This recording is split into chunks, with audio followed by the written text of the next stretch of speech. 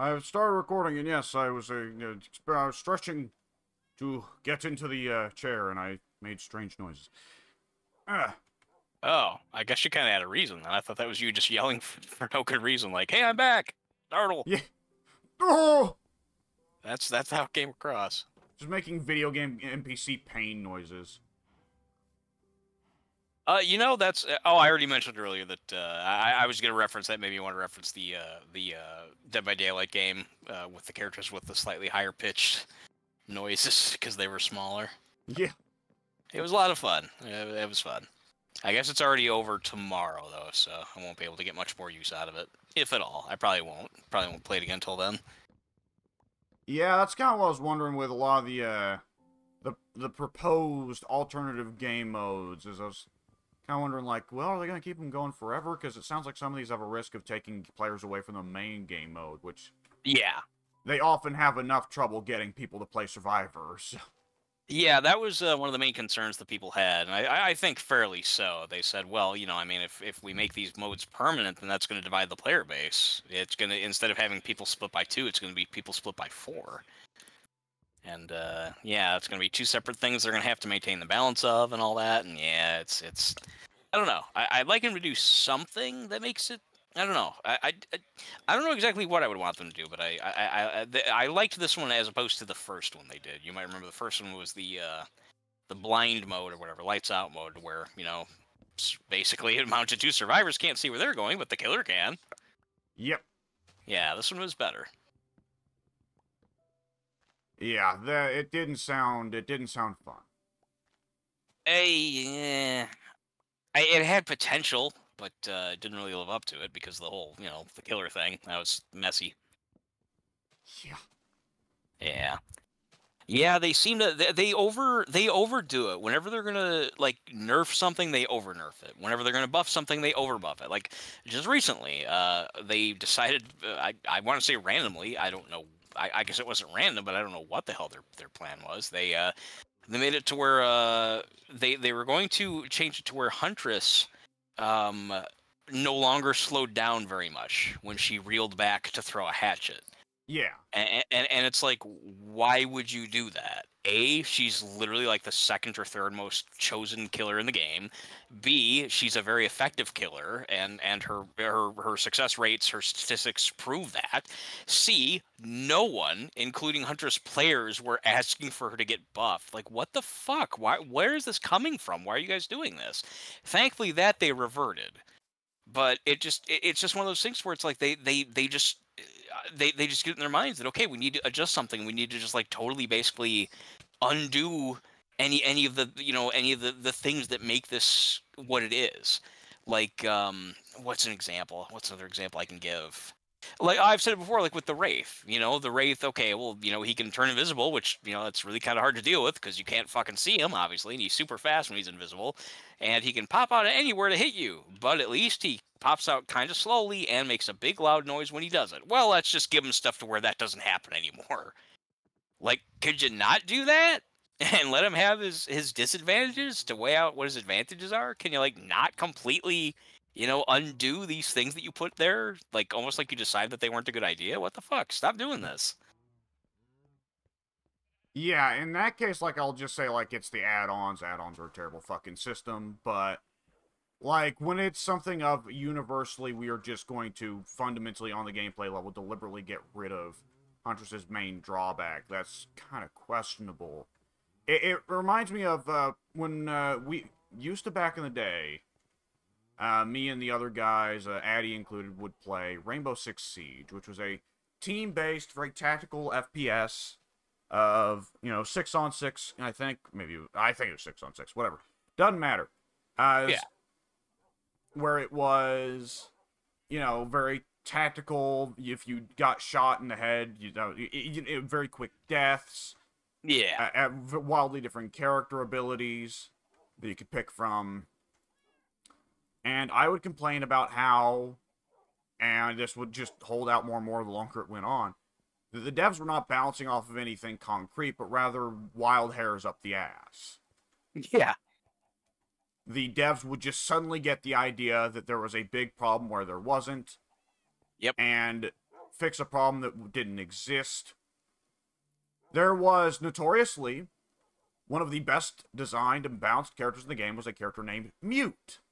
Because he had a little, it looked like a Wi-Fi router, but it was a little device that you could put down, and it would make it where members of the other team could not put down electronic devices and gadgets in that area. They would not work properly.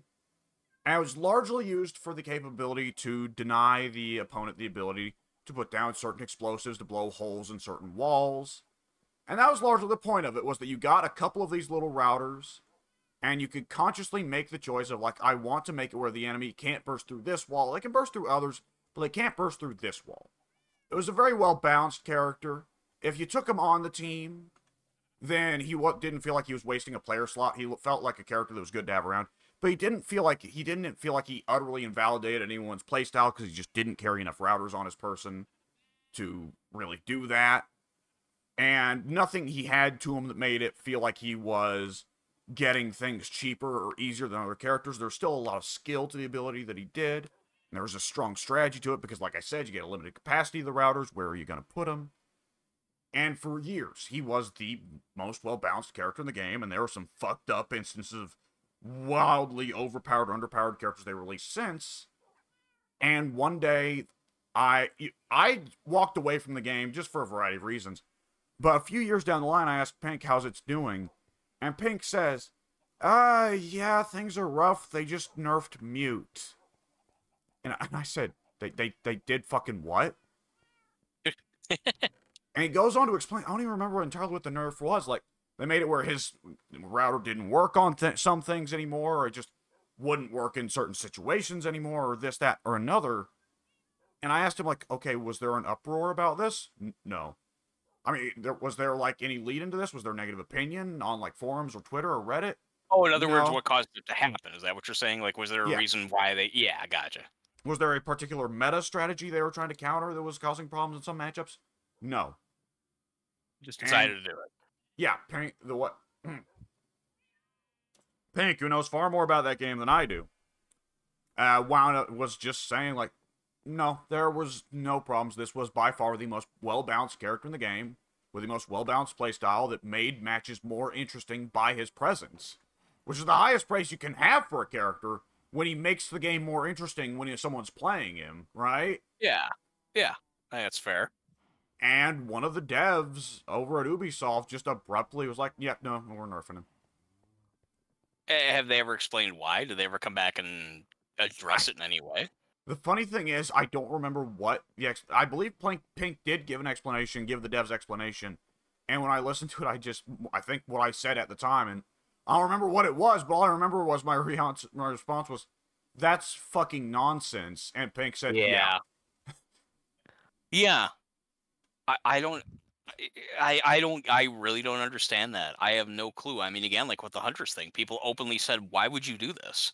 For all the reasons I listed, there was no reason whatsoever. Like, there's characters people have been begging you to fix that you haven't.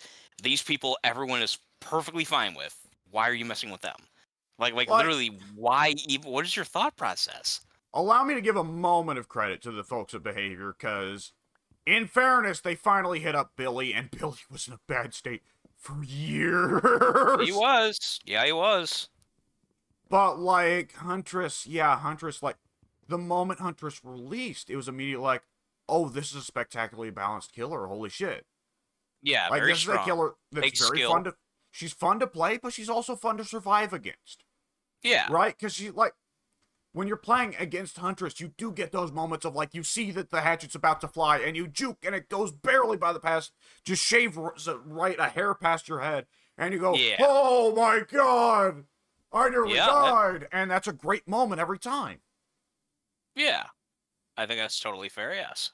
So, like, that's 100%, like, that's almost like the reverse, but still, that's the same situation of, like, here's the character who was arguably the best balanced in the game, why are we changing them? And yep, that's what people said. You know, they again, I everything I said. You know, people were saying No one asked for this. Her statistics don't bear this out. She's doing just fine. She's one of the literally top three most chosen characters.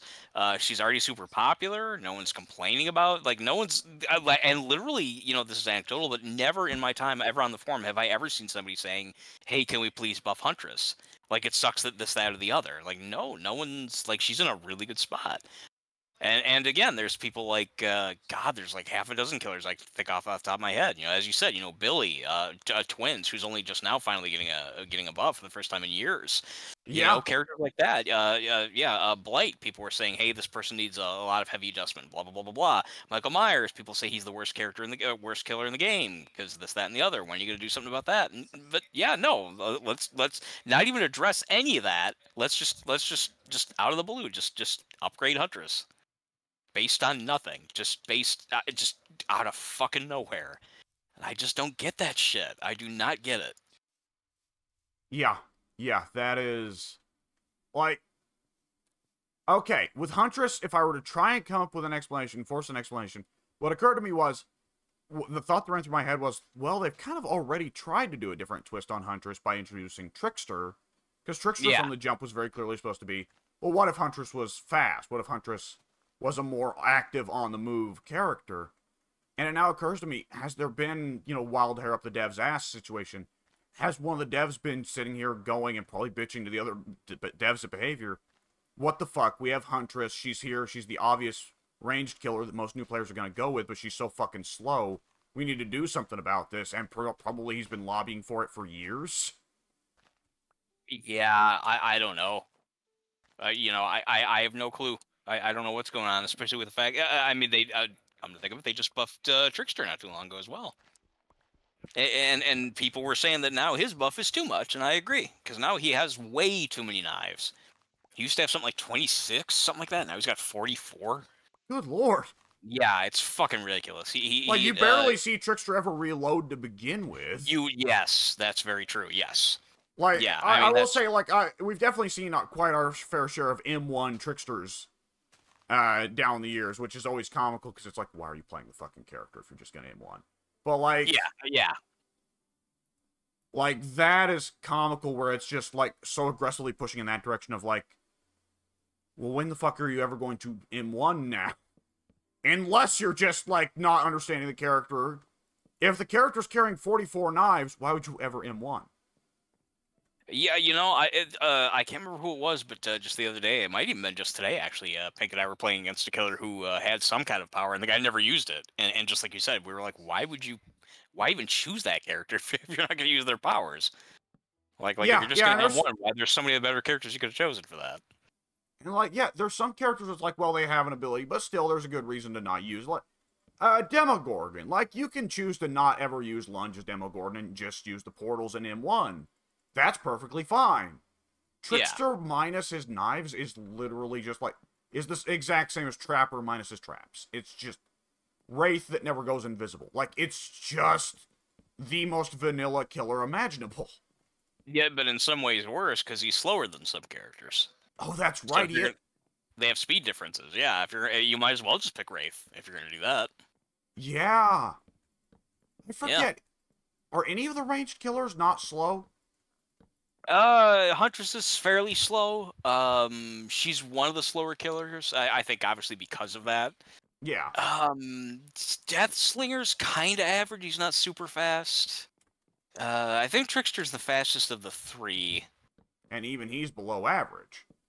God, is he? I think so. I'm trying to think who the fastest killer is when it's not Wraith Invisible. Who's the fucking fastest characters? I don't know. There's a lot of small differences. This character's 114% movement speed. This character's 110% movement speed. I can't quite remember which one's which. Yeah. I think the lowest... Well, obviously Nurse is the lowest, because she can make up for it with her blinks. But, yeah, Huntress on her own, I think, is... I think she might be the slowest. Yeah, I don't know. I Pink would be really good about this. If Pink were here, he'd know all that. Yeah, this is the kind of data he keeps up on. Yeah, he's really good at it. How do we even get to talking about this anyway? How did I must have been the funny thing is, I walked back to my computer oh, we should talk about this. And I was Thinking about something entirely different. Right. Yeah, I honestly can't remember how I even brought this up. Or if I did, I'm assuming I did. How could we possibly talking about game change? Oh, Dead by Daylight talking about the small noise that the Yes. character makes. Yeah, because you said something about NPC character grunts. That's what started it. That's right. Right, because the noise I made coming back When into you the got call. back. Yeah. Yeah. I didn't think I'd ever connect that. That one actually came kind of easy once I started thinking about it.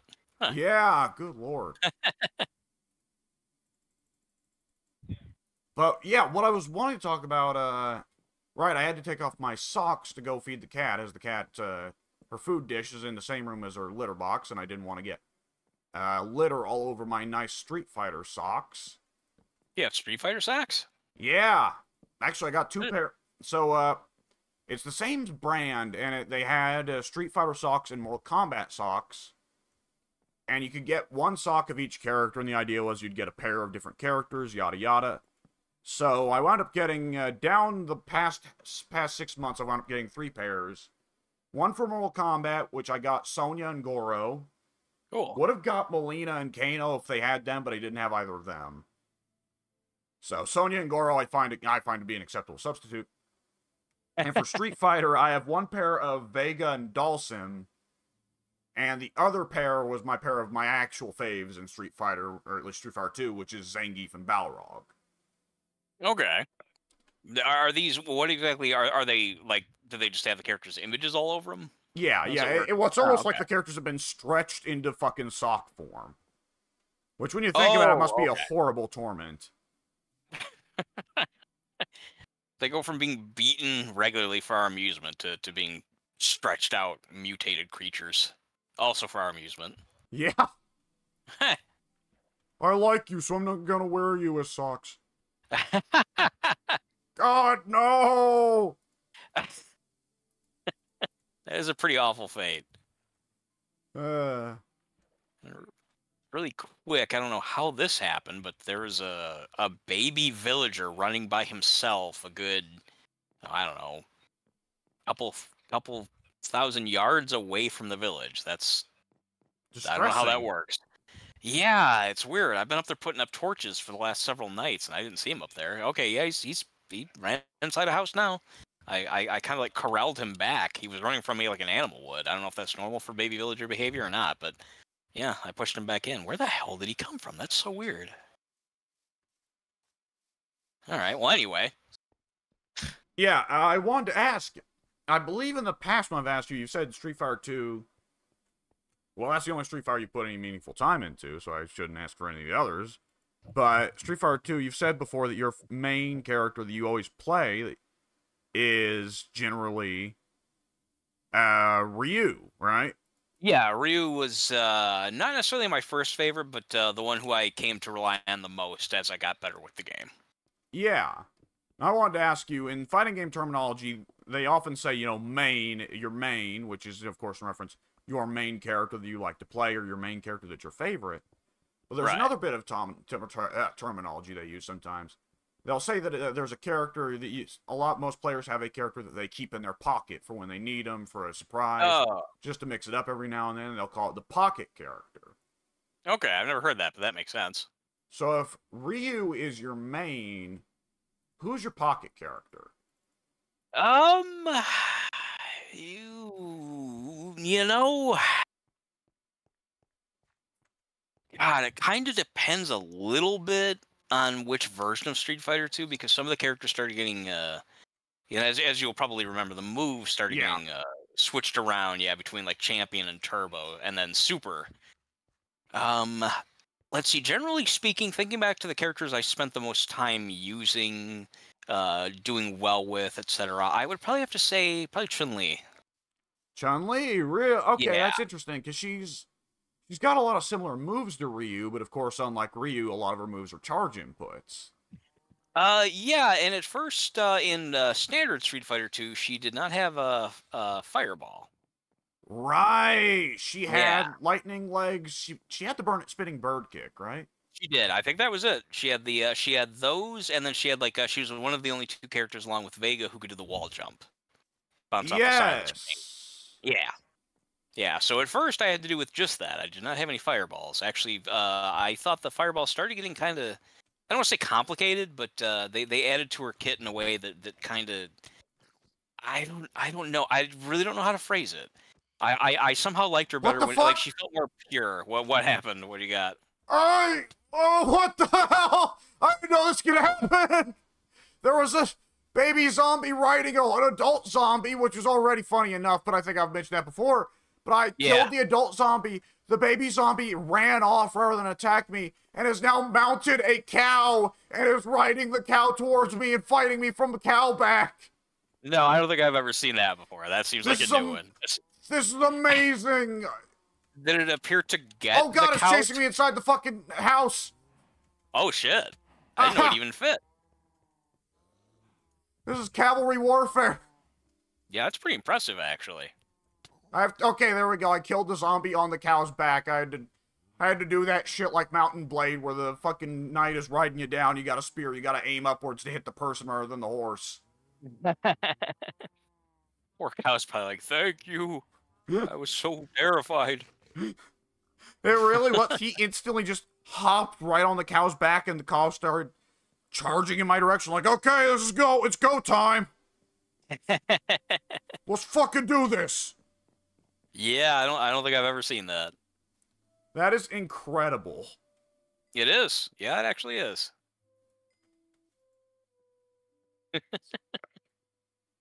Okay, I was rudely interrupting you about Chun-Li. Yeah, Chunners is a weird one. Like, I can never tell whether or not I love Chun-Li's gameplay or not. Because, like, her gameplay style, she is, like, in a space where she's close to Ryu, but, like, her fireball isn't nearly as good as the Hadouken nor the Sonic Boom, you know? Yeah, it was. I think that it was. I think the fireball was first added in Champion Edition. I'm almost Which sure would it was. be the version to play for the longest time, because that was the only one where you could play Yeah. as the bosses until Right. Super. Yeah. And also the only one where you could play two of the same characters against each other. It Oh, made regular right. Street Fighter 2 obsolete. Yeah, those were the two big features. Yep. Oh, Yeah, I man, remember- I could not imagine going to the arcades and it's like, all right, let's play a match. All right, I'm going to pick Guile. You're going to pick fucking Oh, you who? picked them already. Yeah. Yeah, it was pretty rough. Yeah, it was All right, let's have a fight in real life, and whoever wins gets to play Guile. Yeah, I remember those days. I remember when the game first released on the Super Nintendo, which was about a year after the game was in arcades. The Super Nintendo, with like a little button code or whatever, would allow you to play. It wouldn't let you play the bosses. They didn't program that, but with the button combo, you could play the same character versus same character. And you know, you playing the home version of the game, that was incredible. It was like, you know, that opened up a whole new realm of the game. Yeah, it was, you know, because you're playing against your friends, and it's like you don't want to always just, you know. And if I remember right, I think that game had the system. Just tapping it to get rid of the Phantom, by the way. I'm right here. I don't need okay. to be. Yeah, I'll go to sleep as well. Get out of my bed, weirdo. There we go. Yeah, I believe on the Super Nintendo version of the game, I think maybe all Street Fighters, and I could even be wrong about this to begin with, but I think all copies of Street Fighter 2, I think, would make it to where the winner was stuck to the character they chose, I think. Oh, yeah. Yeah, and Was a I lot right of about that?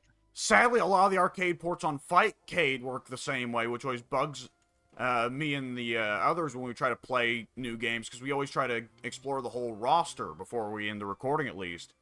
And it becomes a pain in the ass because whoever wins the last match, which is usually Addy, gets stuck with the same character. Which is problematic enough because it means Addy doesn't get to try anyone new. But it's also a problem because Addy's usually, when it comes to trying a new game for the first time, Addy's usually the quickest of us to pick a game up. I get better at fighting games the more experience I put in, but I'm pretty poor when I first start off. Addy's good at just improvising and just hitting buttons. Yeah. So it means Fair that enough. Addy will, like, some of the games, Addy just spends the entire session playing as one character because he never loses. And the longer it goes on, the more he understands that character, so the less likely he is to lose. Oh, that makes sense. Yeah, because he's got the fundamentals down. He just needs to get used to doing the moves. And I guess when you're doing the same character over and over and over, that's going to happen sooner than later. Yeah. Oh. Yeah. Not a fan of that. I get that in arcades you're supposed to be, now, you watch this guy beat up the last guy, now test if you can beat his Guile. But, Yes. like, no, I don't like it. Yeah, I don't know why that decision was initially made and why it's still made. I don't know who, like, I'm not saying, like, it's such an astronomically bad decision, and what were they thinking? Why would they do this? But, I mean, I guess, like, given the What alternative, were I they can't. thinking? Yeah, what were they thinking? Ass! That's how it felt at the time. I just can't really, again, like, given the alternative, I don't know why somebody would have been like, okay, well, let's make it to where, like, the winner, like, just can't change. The winner is basically punished in a way by Yeah. having always been the same character. Like, why would you choose to make it that way? I don't know. That's how it was. It probably stems from the That was days style when, at the time. yeah, that's just it. Yeah, just evolution of fighting games, I guess. Yeah, these things change. Yeah. There's a joy to classic fighting games, but there's a joy to the new ones too. Yeah, that's true. There's a certain charm to the older ones. Although I again, like, think, some of them become so obsolete. Like, I don't think I'd ever have any reason to play the regular Street Fighter 2 again. I y- can't think of any reason why I would make that choice. yeah, that becomes an issue when you have like with the iterative sort of thing where each one is an like direct improvement. Like you have good reason to go back to Super Turbo or Champion Edition because, well, hey, all of those characters in those versions of those games have returned, and as a matter of fact, Street Fighter 4 and a version of Street Fighter Alpha did feature the entirety of both those casts. But they don't have the same pacing and they have more mechanics, and if you don't want to fuck with the new mechanics, or if you prefer the old pacing, then you go back and play Turbo or Champion Edition. Right.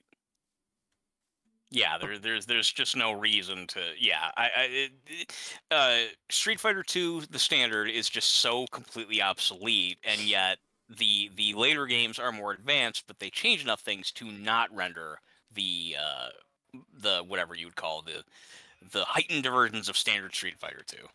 Yeah, Like yeah. Super Street Fighter 2 Turbo does not make Super Street Fighter 2 obsolete. It's you'd think it would, but there's enough changes that I mean, to a lot of people it does. But there are enough differences that they're still their own standard game. Street Fighter 2 Champion is in every conceivable way better than Street Fighter 2. There's just no reason to choose Street Fighter 2. Yeah, it is. I can't think of anything that's like that. What happened now? Just dicking around, I threw an egg at a hell portal and watched a baby chicken get spawned and immediately sent to hell.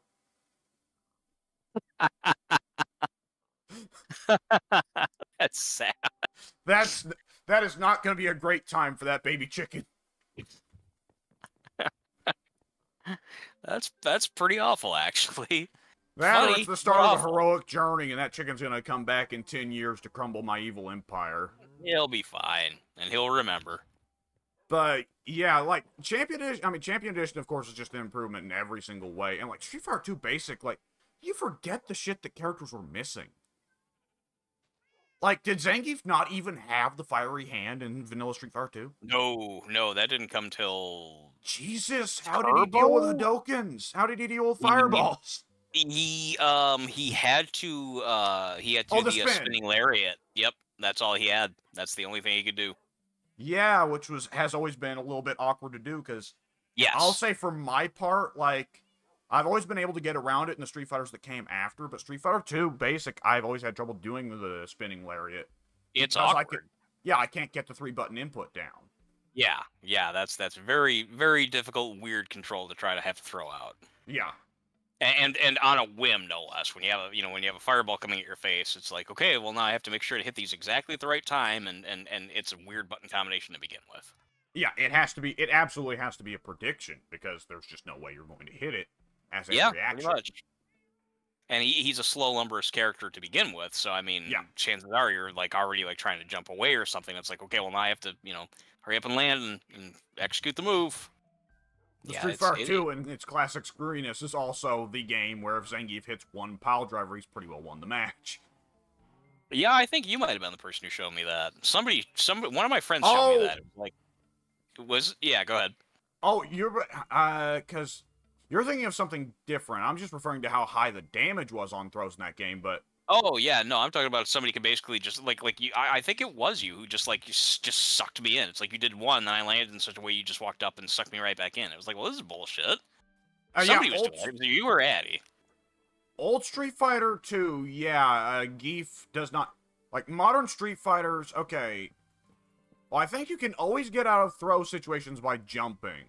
You can't jump, you can't be thrown while airborne, but... Oh, no, back in those days, there was a little bit of startup on the jump where you were considered grounded. Yeah, so, right, there was notoriously one specific version of the arcade version of Street Fighter 2 Classic. The original. There was one specific version. I forget, like, it had a specific number tied to it that you could see on the board to tell if it was that version. Oh, one of those. Okay, yeah, I gotcha. That was really bad for it because E-Honda would spawn just when the match starts, E-Honda starts just, I don't know, a few pixels closer to Geef than he does in every other version. And what it means is that E-Honda literally, if the Geef player plays Geef properly and does not screw up his inputs, it is literally impossible for Honda to win. Because as soon as the match starts, Honda is already in pile driver range. And Geef can just pile drive Honda infinitely. Every time Honda gets up, Geef just pile drives him. Okay, shit. Well, that sucks. Yeah, and that's notoriously one of the only completely legitimate fighting game 0 to 10 matchups. Honda wins none of the rounds. Okay, if you play 10 rounds, Honda should not win any of them if the Geef player is playing properly. You never knew that. Interesting. That sounds like one of those like Guile's handcuff rumors, but true. I forgot. The cuff glitch was real, right? But only in one version? Not that I'm aware of. Maybe, but to my memory, no. That's like, I think they eventually added it to be super rare as kind of like a gag, but I think it started as a rumor, and they just like capitalized on it. Like, yeah, we'll throw that in just to be cute. Well, I remember there was a glitch in one of the versions of, I think, X-Men vs. Street Fighter, where if Gambit kicks the opponent off the screen in such a way... No, it was Marvel vs. Capcom 2. If Gambit kicks the opponent off the screen in such a way... So Marvel vs. Capcom 2, it's a tag game, it's 3-on-3, but there's only one character on screen at a time, but you can press a button for your character to hop off screen when one of the teammates replaces him. And there's a similar mechanic where you can forcibly kick the opponent's player character off screen and replace them with one of their teammates, so that the opponent can't just hide one of their teammates off screen. Oh, yeah, makes sense. But there was a particular bug where if Gambit did it in such a highly specific way, and highly specific situation, then it would just freeze the cabinet, and the arcade owner would have to come and reset it. Like, I think it was it would freeze like that. And there used to be this asshole that was notorious all over the West Coast because he would show up to major arcade tournaments, and he'd just walk around. And he'd pop a quarter into either player side, put Gambit on one side, and go around freezing every cabinet using the Gambit glitch. Why? Because people are dicks. Yeah, I guess just because he was trying to be I played against that guy today in Dead by Daylight, actually. Yeah, they're being an asshole for the sake of it. That's dangerous back in the arcade days. They might take you out back and fucking whoop you. Yeah. I hope that's what made him stop. Yeah. Yeah, he quit. Why? What happened? Well, no one knows where he is now. Well, he's still around, but just no fingers. Oh, yeah. He's tried doing the glitch with his face, but it's just not as effective. I like to think that he tried doing it with his face because one of the people who was subjected to his trick decided to try to have him do it that way. Yeah. Like, oh, yeah, okay, you're really good at that, huh? Let's try it with your face. Well, that or alternatively, he's so dedicated to being this dick that he, like, even once he's already been amputated of his fingers, he's still like, but I gotta do it, though. Yeah. It's my thing! It's my bit! If I can't do this, who am I? Yeah, I mean, it's when you're the kind of person who roams around doing that kind of shit, it sounds like, you're the kind of person who takes some kind of sick pleasure. Some level of, I don't know, irredeemable commitment to that kind of shit. I mean, you'd have to be a sociopath to do that to begin with. Yeah. Sociopath or sadist, I don't know where the line is necessarily. Yeah. It reminds me of, I believe I mentioned this to you before. Yeah, of course I have. It would have been during our big, long Mortal Kombat 2 session at the very least. But in one specific version of Mortal Kombat 2, and one only, it is revision 2.1. The final version of the game is 3.1, but Mortal Kombat 2.1, Mortal Kombat 2 slash version 2.1, you could after doing a babality with you're yeah I already know yeah where you're going, but keep going. yeah. Well, yeah. There's a specific detail actually. Yeah. When you're Shang Tsung, for a long time, this much wasn't even known, or at least if it was known, it wasn't spread on the internet for a while. Like I would go to various arcades and be playing the game and doing this, and a lot of people would be very surprised. I would show it to them, and they'd be like, "Oh my god, I've never heard of this before." And I'm like, "Yeah, tell people it's pretty cool."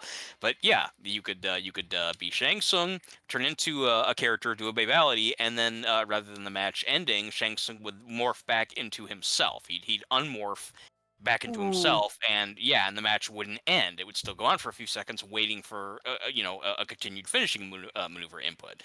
And so, as Shang Tsung, you could do any number of things to the baby. You could beat it up in any number of ways.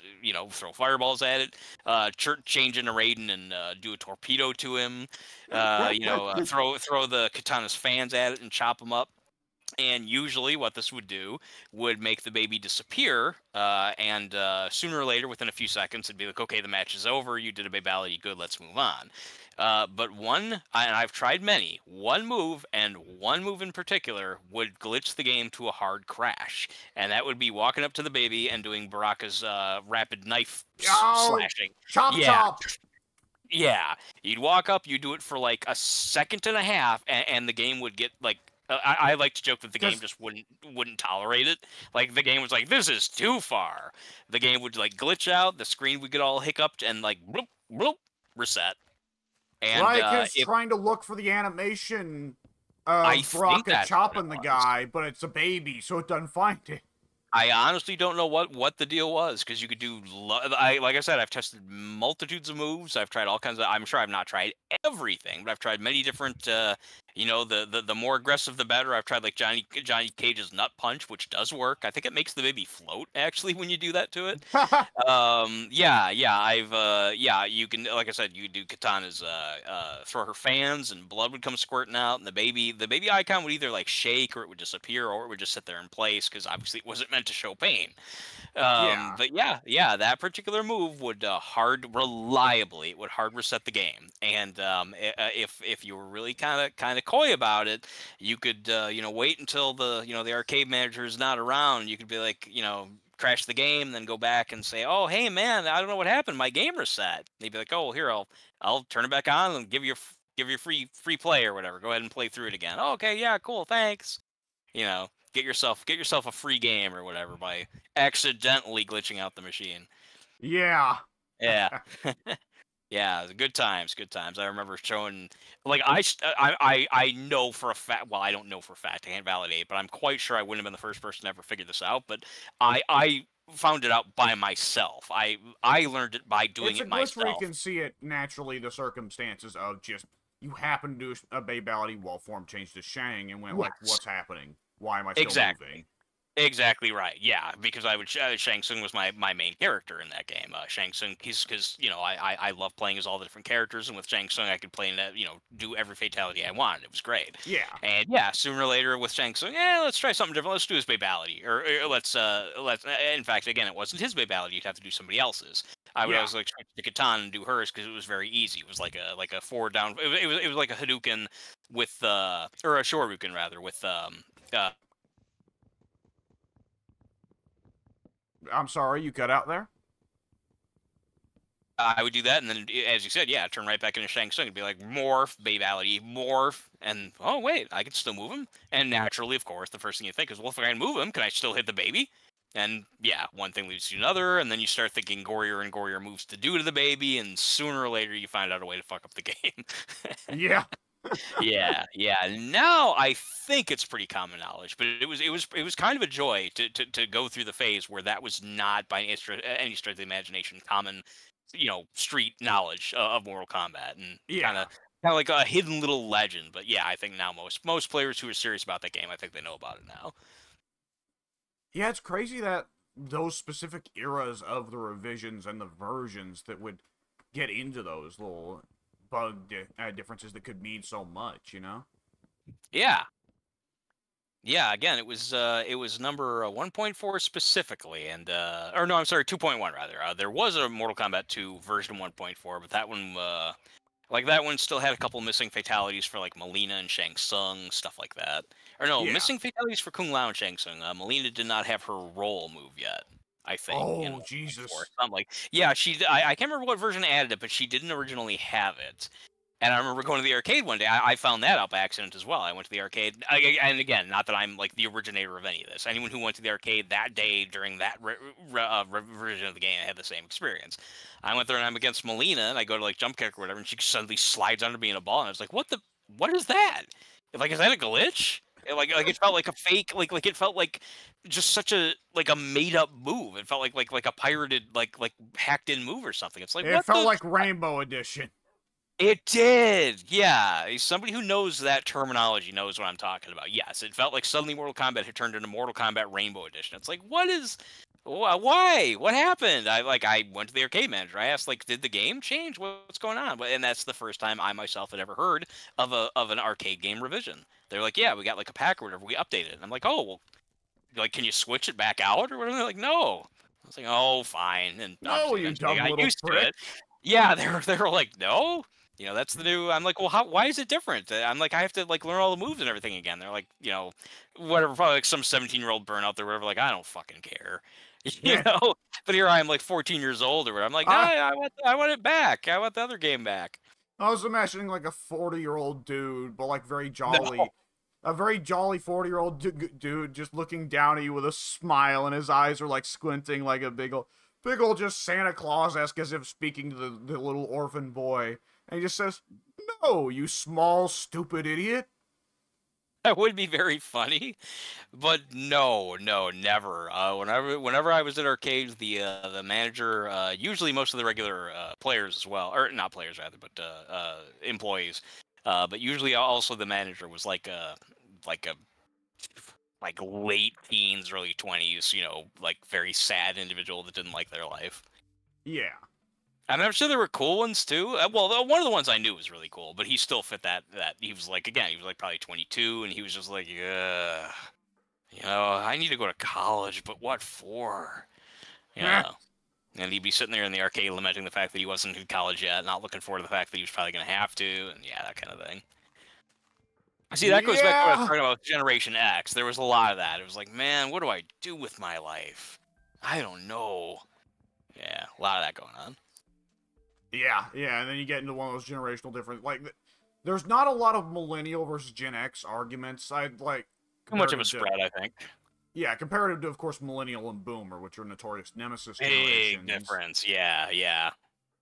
But like sometimes you will hear a little bit of snickering in that regard of millennials saying like, "Oh, fucking Gen X had it so easy they didn't know what they wanted to do with their life." Well, here I can't even fucking get a job, and I don't get that luxury. Look at this fucking movie Office Space, and it's one of those things. You know me, I always snicker at the generational difference stuff, and I was like, this will come back around again.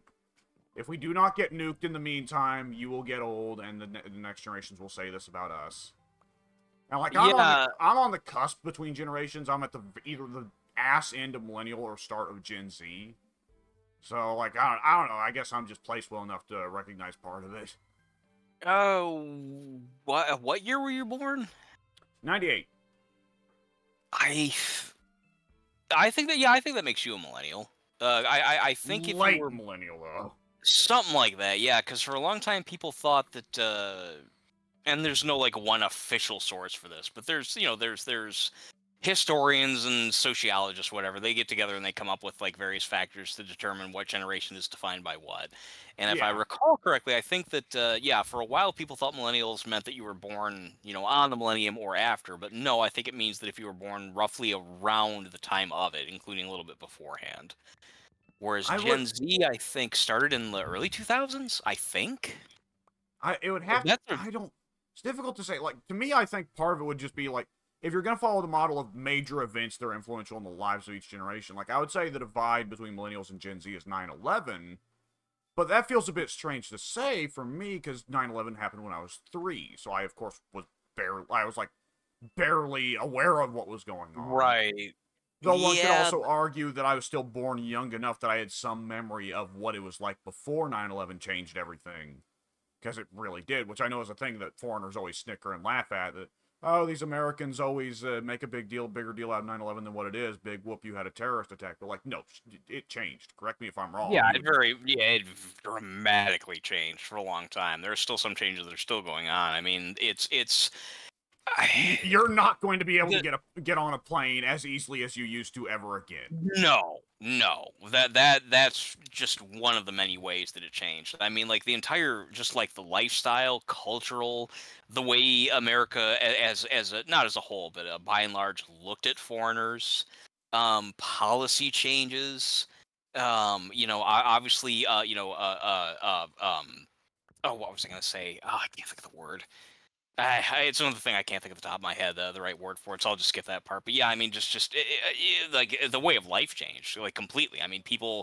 people just, I mean, all right. Immediately after 9/11, like immediately, there was like two things happened because I was there, that day. I was like awake that night, watching the news, everything else. I was like well coherent. I was like 19 at the time. Yeah. No, actually, it was no. I was older than that. Shit, I was. God, no, I was like 23 at the time, 22, something like that. I'd have to go back and look. I can't remember exactly what. That's I funny mean, the time frames line up right, because that's around the same age for me that would have been COVID. uh, yeah, actually, that does line up kind of interestingly. Yeah, let me stop for a second and think and do the math. 78. Yeah, I was 23. Okay, yeah, I was just. Oh, of course. Yeah, I was just about to turn 23, which, funnily enough, I remember that. We've talked about this before, about how on my 23rd birthday I saw Jeepers Creepers, which is a movie about a creature that comes out every 23 years to feast for 23 days. And I saw it on my 23rd birthday, which was on the 23rd. So it was like a perfect little never going to happen again in my life. Of 2001, did you say? Yes. Jesus. Why? How, the age difference? No, I mean, just like the momentous time period as well. Like, yeah. 2001 was a noteworthy ass year for me. Yeah, I think it was for the globe. Well, yes, yeah, that's fair to say as well. Yeah. For me in particular, that last week before 9/11, that's when I was still reeling from like the first month of being broken up with my stripper ex, and also you might remember the timing of this, playing Silent Hill 2 for the first time. Yes. Yeah, that was all like boom, boom, boom, boom, boom. Like she and I split. I eventually kind of moved away from her in late August. Silent Hill 2 came out in, I think, the first week of September, and I played it for a solid week because I was reeling from the pain of having lost my girlfriend. I mean, I walked away, but it was still, I was sad. I didn't want it to go the way it did. So Yeah. I was still reeling from the depression of it, and of course Silent Hill 2. I've talked about that and how like that was like hit home in every fucking conceivable way. And then it's like, wow, man, life, huh? And then suddenly fucking 9/11 happens. It's like, what the fuck? Yeah, it was a pretty wild fall. In a bad way. Silent Hill 2 is good. Everything else kind of sucked. Yeah. At least other cool video games were not followed by horrible, massive domestic terrorism incidents and tremendous interpersonal foibles. Yes, that's true. Yeah, I wouldn't want it to have always been that way. Like that's some kind of sacrifice you have to make karmically. It feels like that sometimes. For every good video game, there have to be 3,000 deaths. I was just gonna say there has to be suffering, but yeah, same thing, I guess. Yeah, ultimately the same outcome. Well, some of them I have to imagine died pretty quickly. Sadly, a lot of them didn't. Yeah, a lot of suffering though, one way or the other. Oh, Families boy. at the very least. But yeah, like immediately after September 11th, like that night, there was a massive run on gas stations. Like everyone was rushing to the gas station to get gas because everyone was convinced that our supplies in the Middle East would be completely turned off, disabled, destroyed, whatever. So that was a big thing. You'd have to sit in the gas station line for about 10 minutes to get your turn, and then the gas was $5 a gallon, or at least it was in my town. And then over the next week or so, it was a massive rebounding of like once the initial shock wore off, everybody was angry and super super super patriotic.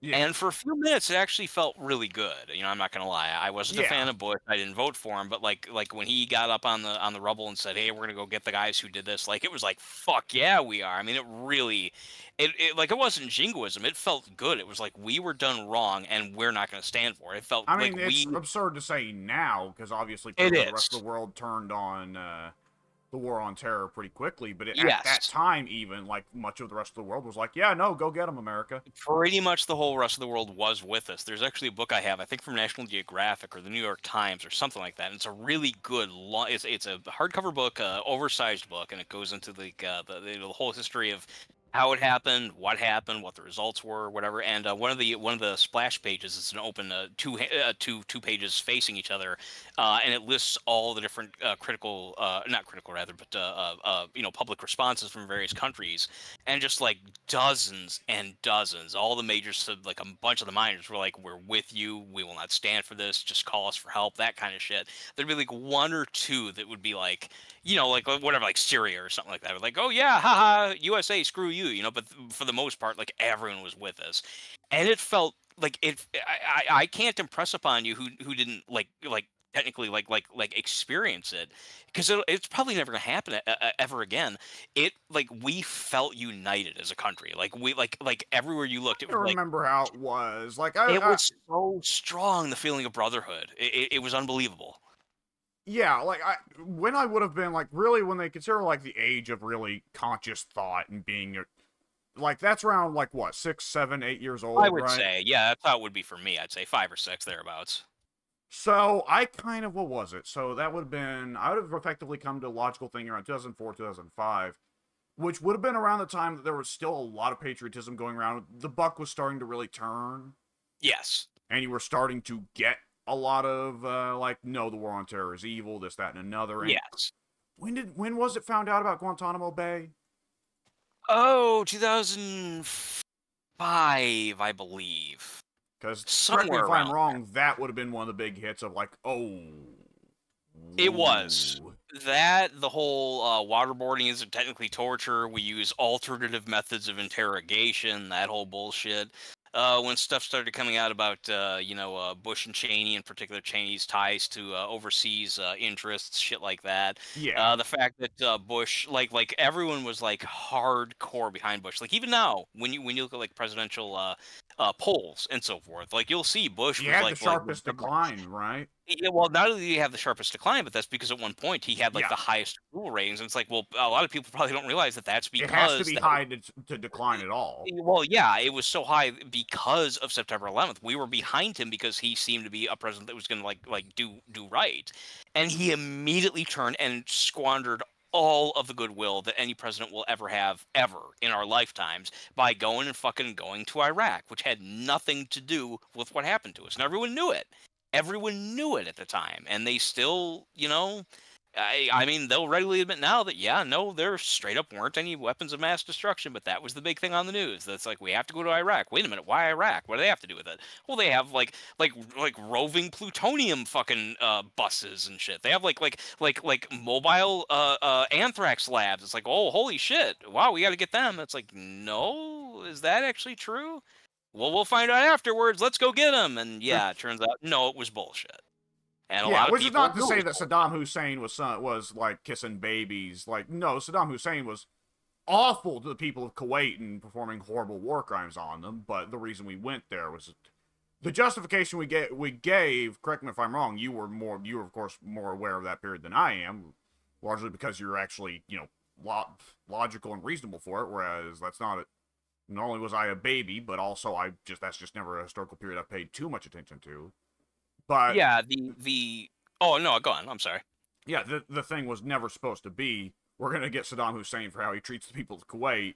It was we're going to No. get Saddam Hussein because he may have nukes he could use on us. Yes. Yeah, it just suddenly came out of nowhere. We knew that. Well, what they did was that they bridged the Bin Laden link. Like they knew pretty much right away. They got this right. They were like, okay, we're pretty sure that it's this guy, that it's this guy Bin Laden, who, if you'd been paying attention at that time for the previous year, had bombed the USS Cole.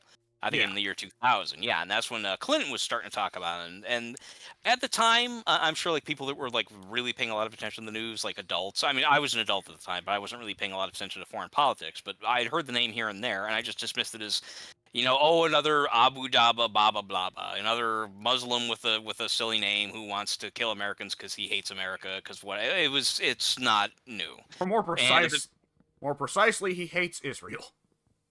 yeah. I mean, when you're getting to more specific and accurate information, yes, yeah. But at the time, somebody like me who wasn't really hip to that kind of stuff, it's like, well, it's just another foreigner who hates us for some fucking reason or another. Whatever. But then once September 11th happened, then it was like, okay, well now clearly this is a massive deal.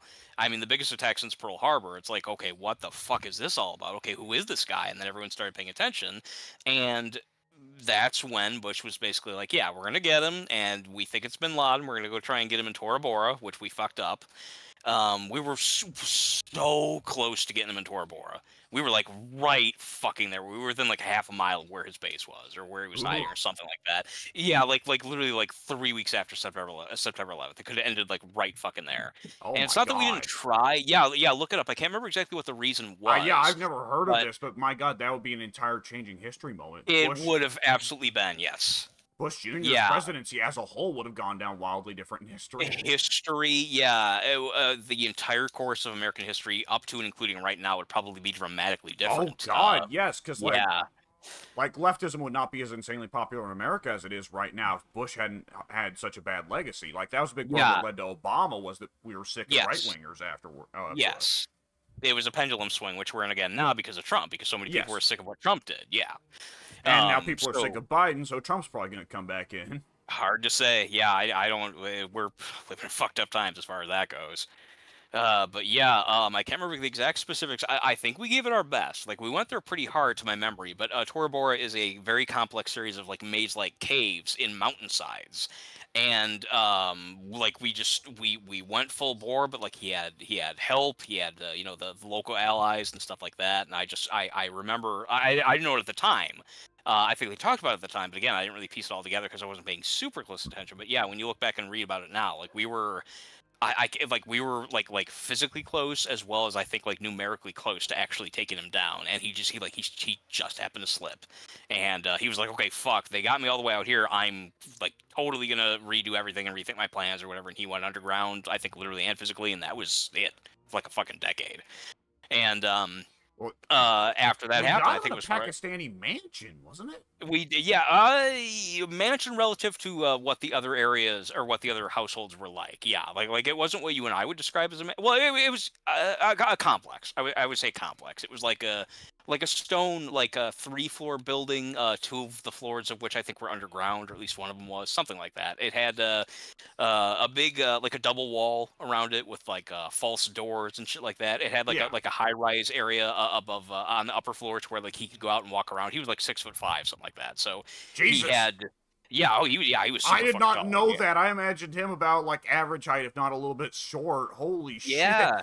Yeah, he was super tall. That That's is actually one of Randy the reasons. Orton size.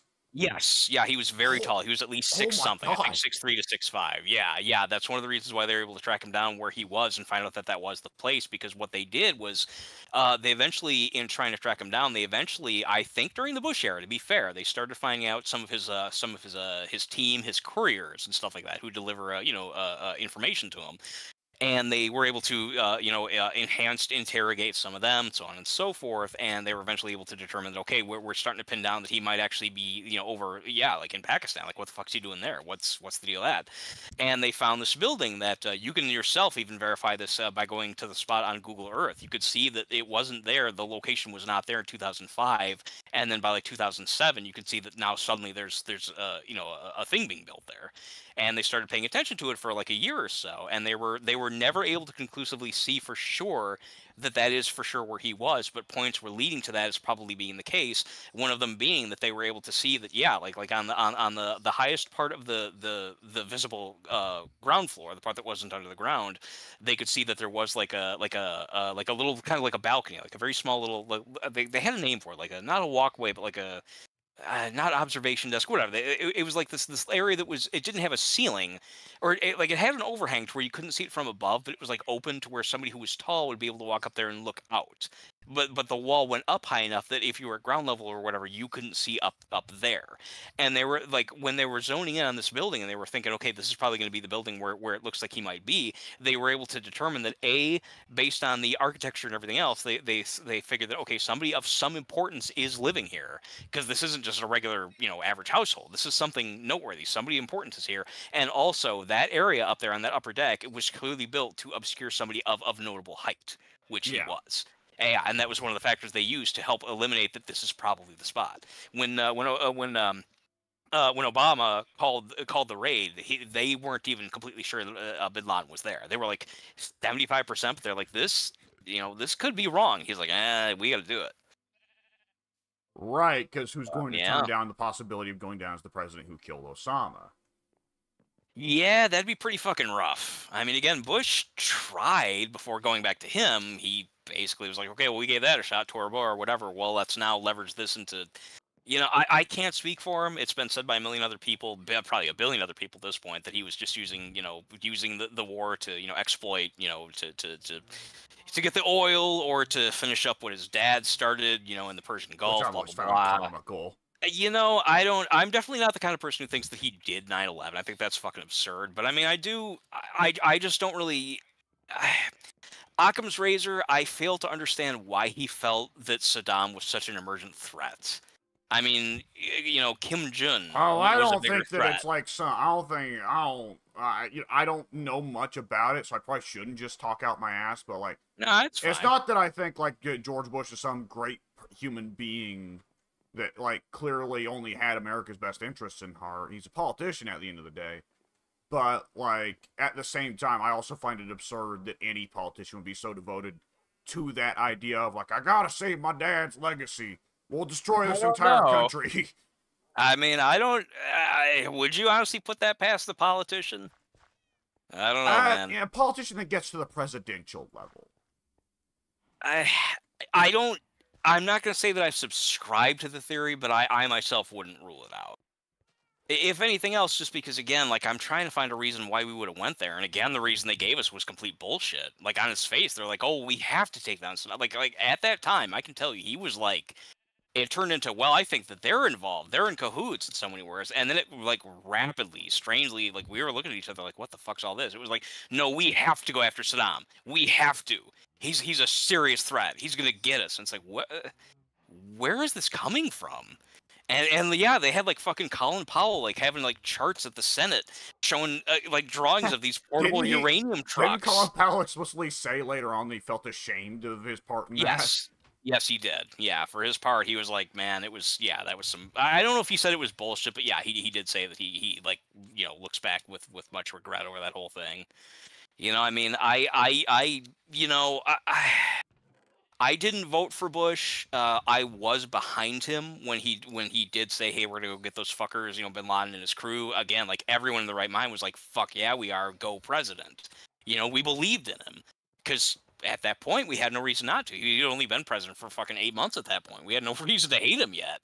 But then, yeah, he leveraged all that goodwill, just like the love of the world, and he pissed it all away by doing what everyone, including the UN, said, "Don't do that," and he did it anyway.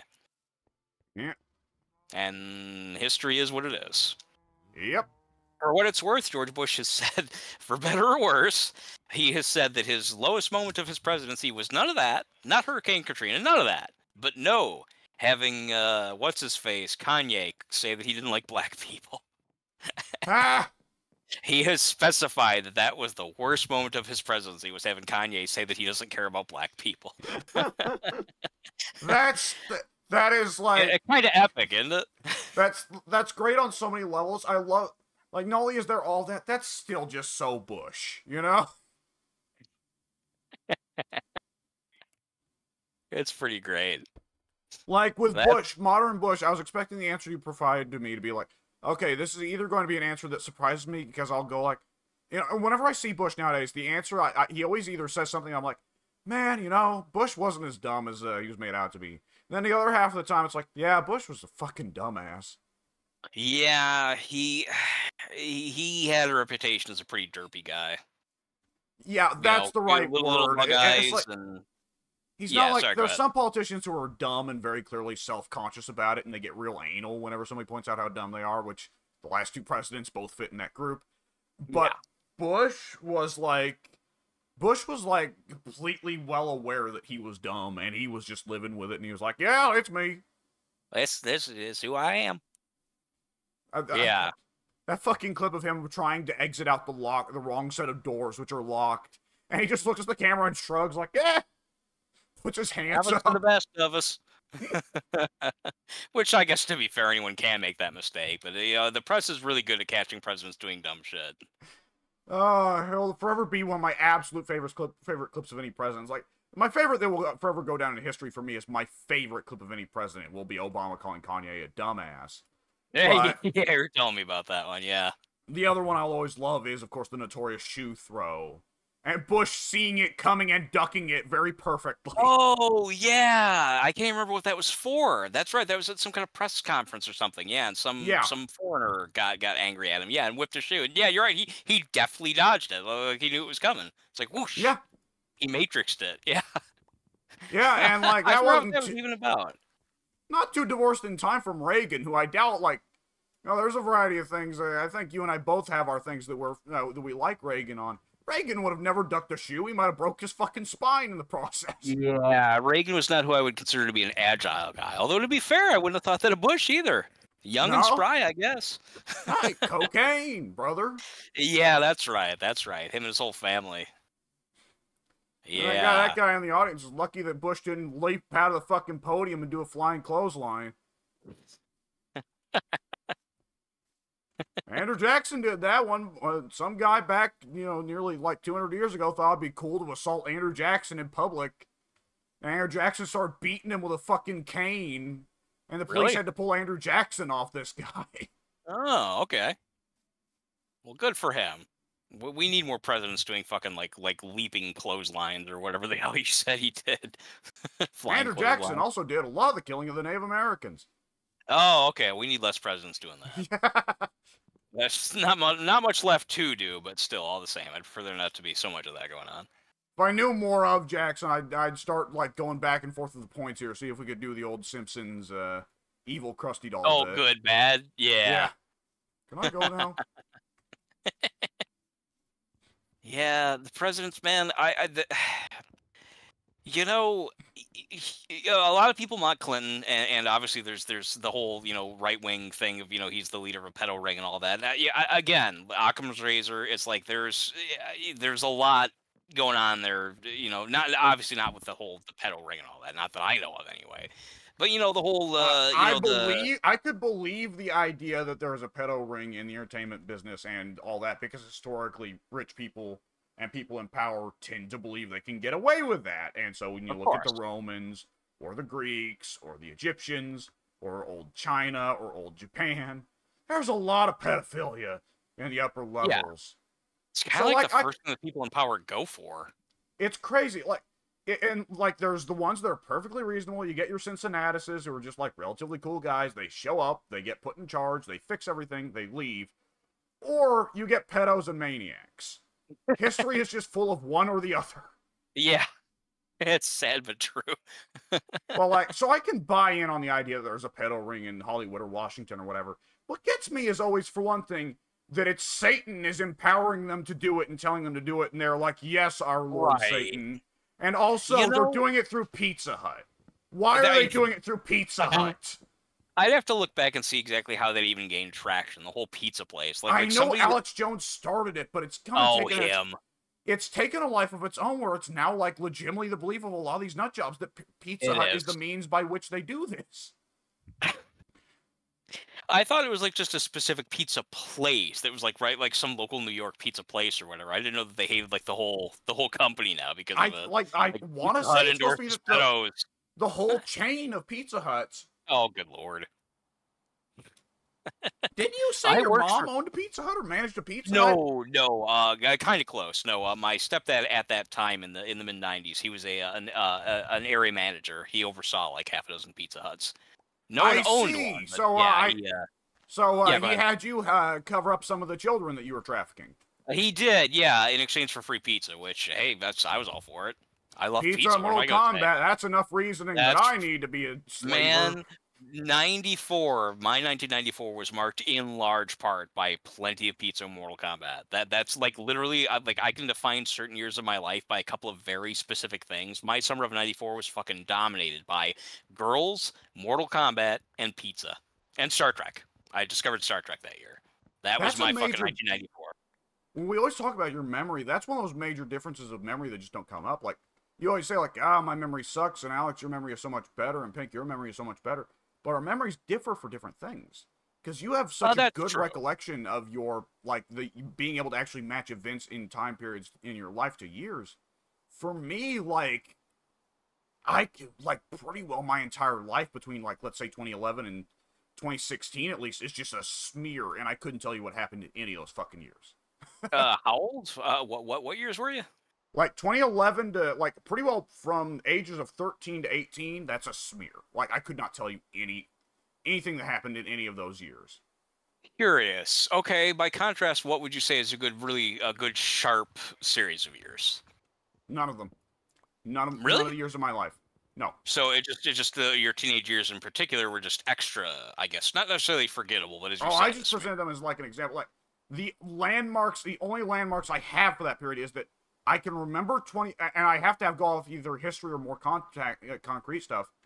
Is that like when I was 18 was when we moved to Carolina, and I went to public high school instead of an online high school, so I can pick that year out. I can pick that was 2016, and I can pick out 2011 as a year for a lot of the stuff that happened because I can relate that to, well, that was when I got into wrestling, and I remember that when I got into wrestling was either right before or right after WrestleMania 27, which was 2011. But like anything between, I can't nail down to historical dates, and a lot of what happened after high school, I can't nail down to historical dates either. You know, that is interesting because I've had my dad say the same thing to me before. I've said like, "Hey, Dad, you remember when I first did that, or when we took a trip to here, or whatever?" And he's like, "I just don't remember things like you do." And I'm like, I said, "Dad, I remember things like shit." And he, as you just said, he's like, "No, you're actually really good about remembering very specific years based on what was going on in your life at the time." And Yeah. I don't know if that's unique or what, but that is typically how I tend to remember a lot of things. Like I weigh it against as I said a little bit ago, I said like the 4 years I was with my stripper. That was very my stripper X, whatever. That was like a very formative My time. That stripper. my stripper. I mean, I guess in a way she was kind of. She kind of was, yeah, for a little bit. I Yeah, guess there was a time where she was your personal one. That was, yeah. Which is funny though, because she never like had I known that she had it in her, and had I been the kind of person who would want to have a stripper girlfriend, I might have had her like do a striptease or whatever. But funnily enough, looking back, there were moments where she would do like a little like I think I might have mentioned this before, that there were times when we'd be together and we'd be like whatever, messing around in the afternoon or whatever, and she'd go to take off or put on her bra, and she'd like twirl around her finger, do like sort of like a little like hip dance, like da da da da da.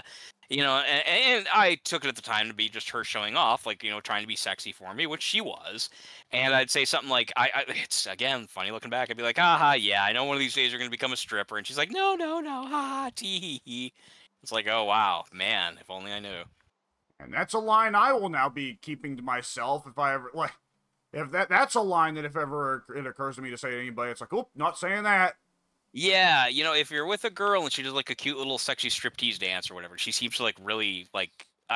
Not that the girl I was with like really enjoyed it, but you could tell that she was, she was enjoying like, the idea of Everyone her. enjoys being found attractive Yeah, yeah, yeah. That's what I mean. by It wasn't people just that they are that, comfortable like, with that was, being attractive to. right. Yeah, that's an important Comparatively, point. if Harvey Weinstein's like, I'm like, oh no, no, Yeah, I don't think girls would like that as much. I wouldn't like that. I don't think most people would. Most sane people. Yeah, she, it was just a fun little dance. And again, like, everything's clear in hindsight, but yeah, she did it in such a way where it was like, she was sexy and she knew she was sexy, but I guess I just didn't realize that she would, take it to that extreme. Uh, but yeah, like her, for example, I can think of specifically like what jobs I was working at the time. I can think of like what games I was playing at the time, and I don't know why that is, nor do I nor do I understand why I can't Oh, turn around and tell you what I was doing like 2.5 years ago.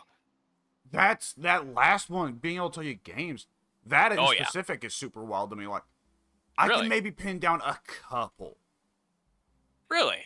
Yeah, I can say like, well, 2011 again, going back to that's a date I can at least remember. Was like, okay, well, I remember around that time I was probably playing a lot of Team Fortress 2's console port.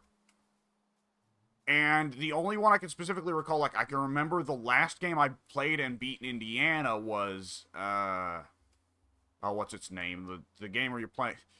I nearly call it the time traveling lesbian game, which would have been fucking great. I want to play a time traveling lesbian game. What the hell? No, I didn't know they made those. what was it? Damn it. Yeah, now I'm very curious. Oh, Jesus. It's less exciting than you think, because you're in high What school. system And was it's, it on? Oh, you're in high I school. played it on PC. It was fitting into the Telltale Games trend of, like, games built around just making dialogue choices. Oh, okay. Yeah, we're not talking, like, the exciting variety of lesbianism that you're thinking of, where it's like, yeah, it's more like, intense self-discovery sort of story. But Oh, nonetheless, whew, well, I'm glad. One of those rare occasions where I was happy a creeper went off, because, I'm not only am I far away from home, I'm trying to move some distance. I wanted to move faster, and he blew up while I was jumping, so he propelled me through the air across a considerable distance. yeah, that's actually handy sometimes. The creeper just provided me with an air dash. Yeah, give you a boost. But, oh, shit. Oh, I can't remember it. Whatever. If I remember it later, I'll say. But, like, Yeah, I'm sure I've never played it, but I'm curious. that was simultaneously the last game I played at the age of 17. Last game I played at the age of 17, so effectively the last game I beat as not an adult, but also the last game I played before moving to North Carolina and going to public high school. And this was on PC. It was it And also on other? would have been on other platforms, yes. And so 17. So this would have been about 2015. Yeah. I would have been about, yeah, it would have been about 2015 into 2016. It released in 2015. I was a year late. I can remember the main character's name was Max, and the love interest was Chloe. I can remember the names of the characters, but not the name of the damn game. Oh, yeah, all I know is that I didn't play it, that's for sure, because none of what you're describing now sounds familiar, but I'm really curious as to what game this would have been. I guess I don't know why. It's a minor side note on what you're telling me. Yeah, but either which way, like, that's really... Life is Strange! Life is Strange, that's the name of the game. Oh, I've heard the name for sure, yeah. Yeah. So that I can recall for a specific time period, but, like, that's really it. Yeah, man, I can tell you, like, the actual specific week that I first played Resident Evil 2. I can tell you when I played the first Resident Evil. Yeah, I remember specifically what I was doing, where I was, what I was eating at the time, which, now that I think about it, I guess that is kind of impressive. I don't know why. Like I said, I can remember that, but as I like to joke, like have me point out on a map where fucking, like, I don't know, South Dakota is. I don't know. It's over there somewhere, I guess. No one can point out where South Dakota is. Okay, well, good. Yeah. See, screw South Dakota. And if anyone here is from South Dakota, you hate it too. Admit it. I think the people of South Dakota are willing to agree, like, yeah, our state just isn't that exciting. Yeah, it's not even just that, though. Though that actually might be as well. I couldn't say. But yeah, for me, it's more of a matter of I never paid much attention to where it is on the map. You know, why? I'm trying to think. Why would I remember? Well, now let's be real here. There are 5 people in South Dakota, and 4 of them have never seen a map, nor do any of them know how to read. So, like, let's go easy on them here. Send your letters to him, folks. There was God, yeah. I'm trying to think. I'm just sitting here trying to figure out why something like I loved Resident Evil 2. Maybe that's why I remember it with such specifics. But no, I don't think it was just that, though. There was a lot going on in my life at the time. I had just like a week before I'd seen Titanic for the first time, which was a very big deal because pop culturally it was fucking huge. It was as big as Avengers Endgame, actually a little bit more because it had a even bigger of an audience Well, at the yeah, time. yeah, And it you gotta was, adjust for yeah, inflation. yeah, If just you for adjust for inflation. inflation, both of them are fucking blown out of the water by Gone with the Wind. That's what they say, and that's the one I still don't really I can't get my head behind that because we've talked about it before. In 1939, there were not a lot of movie theaters, and I don't the movie's 3 hours long, 3.5 I think, so it's not like it could have played multiple times a day, like maybe 3 times and that's it. Theaters closed.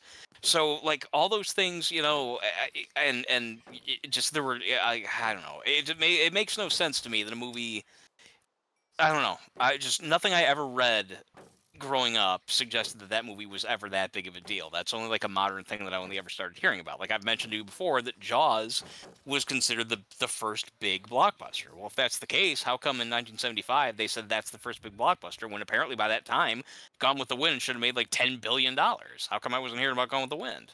I I mean, don't know. some people you could ask would say, I mean, the thing is that arguably the first really popular movie is one that people don't want to talk about because it's embarrassing to the film industry because it's fucking Birth of a Are you talking Nation. about? Yeah, I was just gonna say, yeah, yeah. Major milestone in cinema for like Yeah. movie making techniques and all that. I've never seen it. All I know is it's supposed to be like super like pro KKK, which yeah, that's kind of problematic in today's times. Yeah, it's got I've seen at least a little bit of it that is a white dude in blackface acting like fucking Gollum looking at a white woman. And as soon as I saw that, I went like, okay, I know what kind of movie this is. Yeah, that's great. I mean, it's bad, but it's hilarious to me. I love that kind of Yeah, shit because it's just so it's over great the in top. terms of the absurdity of racism, Yeah, right? yeah. That's my I love the over the top politically incorrect humor. It sounds like that movie's pretty chock with it. Yeah, and what was it? The director felt bad about it afterwards. He somehow was like, I had no idea people would think this is racist. So he then Really? makes the movie Intolerance, which wound up being the first major bomb in film history. Oh, really? I don't think I knew that. Yes, and Interesting. the set stayed up. The set of the movie stayed up for fucking ever because it had a massive budget and a massive set. And for like a couple of years in LA, I believe the set of Intolerance was just this big fucking eyesore. I am way away Would you from the bed say? right now. No, I put the bed back down and I needed to mark it to claim it again. Okay. Um, so that giant monument for that movie, would you say that that was like an actual monument to intolerance? Yeah, there you go. Yeah. Yeah, I don't know. It sounds yeah, like I said, I would have gotten a kick out of, that kind of stuff, but I'll see it one of these days. But yeah, I mean, at the time, yeah, like Titanic was I mean, not only it's the most attended movie since Star Wars, the original Star Wars, like period, which is already a big deal. And again, that's not. I'm not trying to say that whatever, like the comic book movies and all that, they're not worth their salt. I mean, they're obviously massive as well. Like for example, Yeah. Endgame is the most attended movie since Titanic. So there you go.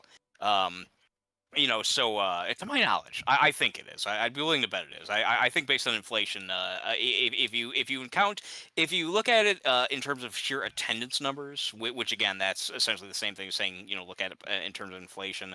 I think Titanic is only a few hundred million away.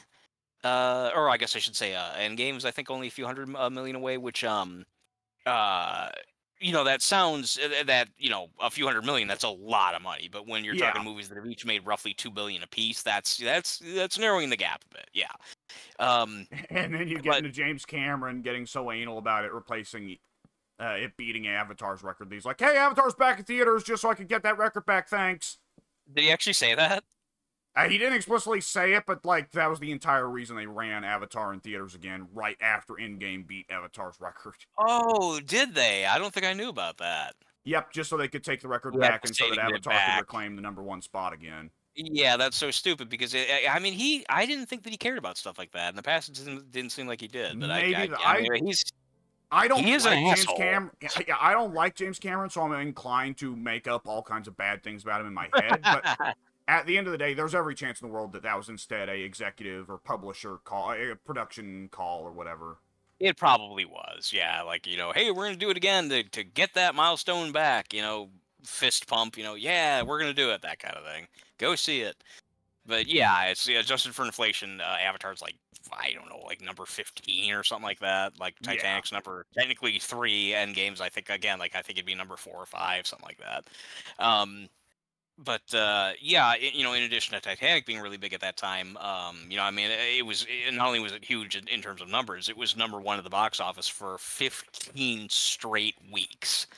That's movies now. You rarely find one that's ever number 1 for 4. I mean, it Yeah. happens. It's pretty rare. Yeah, this was 15.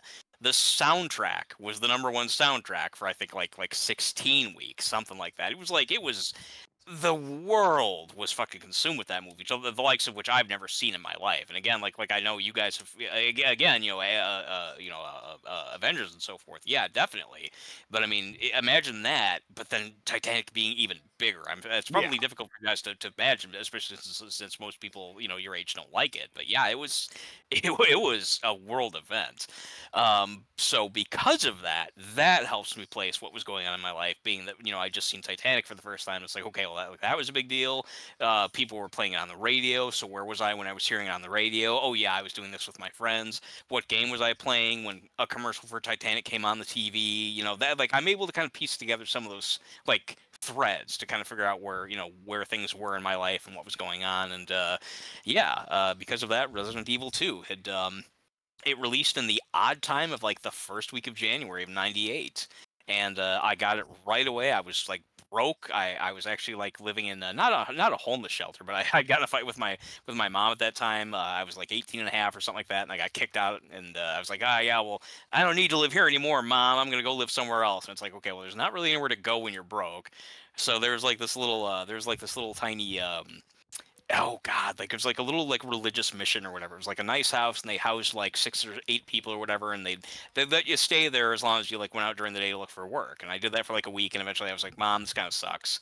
Can I go back home? I don't like Yeah. living here with these weird people. And I'm like, yeah, okay, fine. But yeah, so like just when I got back home and we were starting to talk again after our fight, it was only a verbal fight, but whatever, I mouthed her off, and she's like, well, you're 18 now. Yeah, get out of here. You want to talk to me like that? Go find your own place. Fuck you, Mom. I will. But yeah, that's the kind of kid I was in my later teens. I was kind of an asshole. I didn't mean to be, but it's just I had a mouth on me. But yeah, I went to this place for a few weeks, spent Christmas there. Unfortunately, it was pretty sad. Then came back, and I was like, Mom, can I come back home? She said, yeah. And like the first couple of days back, the little bit of money I'd scraped away, I bought Resident Evil 2, and it's like, wow, I'm back home. I'm playing this awesome new game. Wow, things are gonna be okay. And yeah, I have very pointed little memories of all these things kind of coming together at that particular time in my life to remember what game I was playing and what I was doing. See, that might be another big difference maker too, is that you made more. Like, I was a very boring teenager, and I think that's probably part of why a lot of the years aren't specific to me. Is like I don't associate them with specific years because I wasn't really doing anything. That would make a difference, yeah. Like when I think of like, let's say I don't know, fifth, sixth, and seventh grade, like I don't remember a lot of those years. During that time I was, 10, 11, 12. Like I can think of some, like, okay, I remember being this age when I saw this movie. I remember I was about, how old was I when I saw The Dead Bodies? No, that was earlier. Um, yeah, I yeah. assume that's a movie. No, no, I've told you about the accident before that I saw, right? The result of the accident, the big huge car accident where there were bodies all over the lawn. No. I never told you guys about that. Surely, Oh, well, no. you might have. This One of is my giving me one of deja Mike's vu. babbling stories. What's that? This is giving me deja vu. Like you have told it. I'm getting it mixed up because I'm trying. Like, okay, this is a weird issue where my initial mix-up. I thought for a second, like, what is this, a Stand By Me thing? But like, now I'm like, no, wait, I think he has told this story before. But because I started by thinking of Stand By Me, now I've just got Stand By Me stuck in my head. Ah, okay. Because Stand By Me is a story about coming of age in childhood and seeing a dead body. Yeah, that one's definitely as good as it is, and I love it. The book and the movie. That one was different in the sense that, yeah, the kids were older, and they went on a mission to specifically look at the dead body, and yeah, it was coming of age. For me, I was younger. I was 8. It was '86. I would have been, yeah, I just turned 8. And yeah, I was Waukegan, which is just like 5 minutes south of Kenosha. It's just at the top of Illinois. I was at a Chuck E. Cheese one night with my parents. It was actually I wouldn't have believed this if you told me, but I went back eventually. It took me 20 years to find details about it. I eventually found the details in the local newspaper and was able to track it down to the day after Christmas. For some reason, the day after Christmas, my family and I were at Chuck E. Cheese. I don't know why they were open. I don't know how I convinced my parents to take me to Chuck E. Cheese after Christmas. I don't know. But I was there. We were hanging out, doing our things. You know, they were like waiting for me to patiently waiting for me to finish playing arcade games and whatever the fuck I was doing. And suddenly the power goes out in the building. And they're like, okay, sorry, folks, but it's like 15 minutes before we have to close anyway. We have to, sadly ask everyone to leave, but thanks for coming. Our power's out. What can we do? We're like, yeah, okay, we understand. How weird that the power's out, though. Strange. We go outside and the power on the whole block is out. Wow, this is really weird. Some big power outage happened. Okay, well, let's go back home. And we drive about a block back home heading north, and we see that the police have the road cordoned off, the main road back to Kenosha. And we thought, okay, well, obviously, whatever happened up there is why the power's out. Must have been an accident. So we drive around the block, and we park, probably at my urging. It's like, oh, cool, let's go see what happened.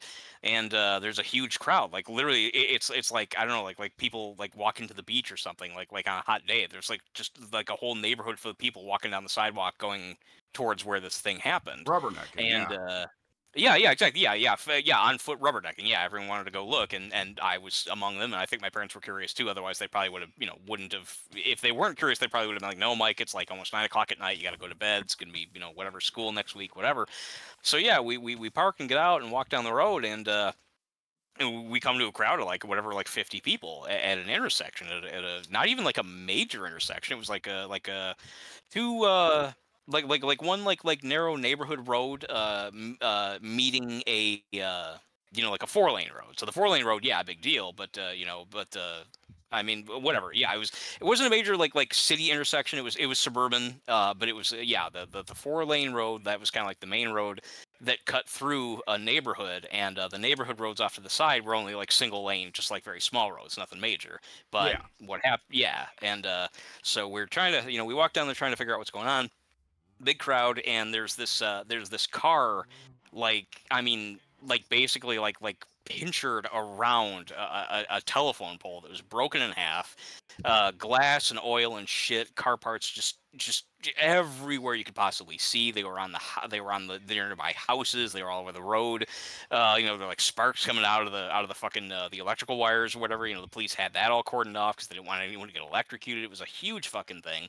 And obviously, what I remember the most is that though they were, for better or worse, as a kid, it probably helped that it wasn't this way, or that it was this way. But as an adult, I would have been more curious to see the alternative. There were bodies on the line that were on the lawn that were covered. They were tarped, but there were Yeah. 3 bodies. Yeah, there were 3 bodies just all over the place, just littered all over the lawn. There was like one leaning up against the house. There was one pretty close to the sidewalk where the crowd was. And you could see, I could see like a foot sticking out of it with a sock on it, and then there's another body not too far from the car itself. And meanwhile, there were people working on the car with the jaws of life. They were, that's how I first learned the term, the jaws of life. That's how I first learned that there was such a thing, to where people would come with a machine to try and pry open a car wreck to get somebody out. And we were there for like half an hour waiting for them to The get weird thing into about this that is that car. I learned about the Jaws of Life at roughly the same age, but just because I Really? had a toy that came with them. Oh, that's cool though. I never had a toy with that. That's Yeah, it actually was, really cool. I would have loved that as a kid. yeah, when I was a wee little kid, there was like some line of action figures. When I was like 3 or 4 or 5 that we had, that was like called Rescue Heroes or something like that, and it's a fireman with the jaws of life, and I don't Oh remember yeah. what the other ones are, but I always remember that one because as a kid I didn't understand how did the jaws of life help with anything. Of course, later Right. on I find out what the point of it is. Yeah, the mechanics of it when you're young, you can't really understand like how it works or why it's called what it's called. Yeah.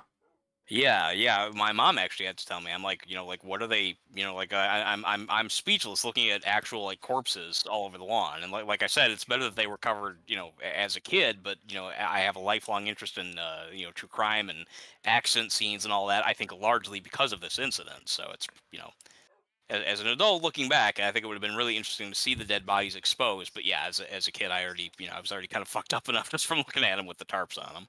Yeah. So yeah, they're digging up the body, or not digging up the bodies. Jesus Christ, they're digging. They're trying to. Yeah. What are these police up to? Yes. Yeah, The police ritual shall begin. yeah, that's yeah. I was gonna say police in quotation marks. Yeah. Our Uh, undead army, finally we shall reign. why are the police in red drapes and hoods? This isn't weird. I mean, this is normal. Um, Necronomicon ex mortis. and the crowd's just sitting there watching. They don't care. Whole the very secret ritual that they're just doing right there in front of the public. Yeah. Waukegan, strange place. Um, Oh, what was I gonna say? Oh, yeah. I see that there's just like as you said, there's firemen and police just like trying to dig at this car. This like you couldn't even fucking tell it was a car. It was just everyone says this kind of stuff and it's true. It was like just a giant shredded tin can. Yeah. And yeah, they were trying really hard for like the whole time we were there. Again, we were watching for like half hour. The crowd like never moved. Everyone was just sitting there watching. And I was like, "What's going on?" My mom said they're using the jaws of life to get someone out. And I'm like. I didn't say these words, but I'm like, there's someone in that, and again, it took me years, literally until like my 20s, to finally learn that yeah, there was like they were all teenagers. It was a drunk driving accident.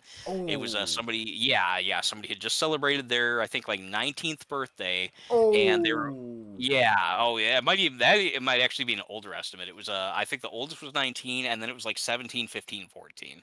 Bunch of kids. Eee. Yeah, all of them died except for the youngest one, who was a girl who was wedged. She was crammed between. I learned this again way decades later. She was crammed between the back seat and the trunk. Like the car had collapsed. Well, what happened was somebody, obviously again drunk driving, flying down the road, like midnight, not midnight rather, like 8, 9 o'clock at night, and they were drunk and going way too fast, and they tried to, for some reason, as I said, it was a 4-lane road, 2 north, 2 south.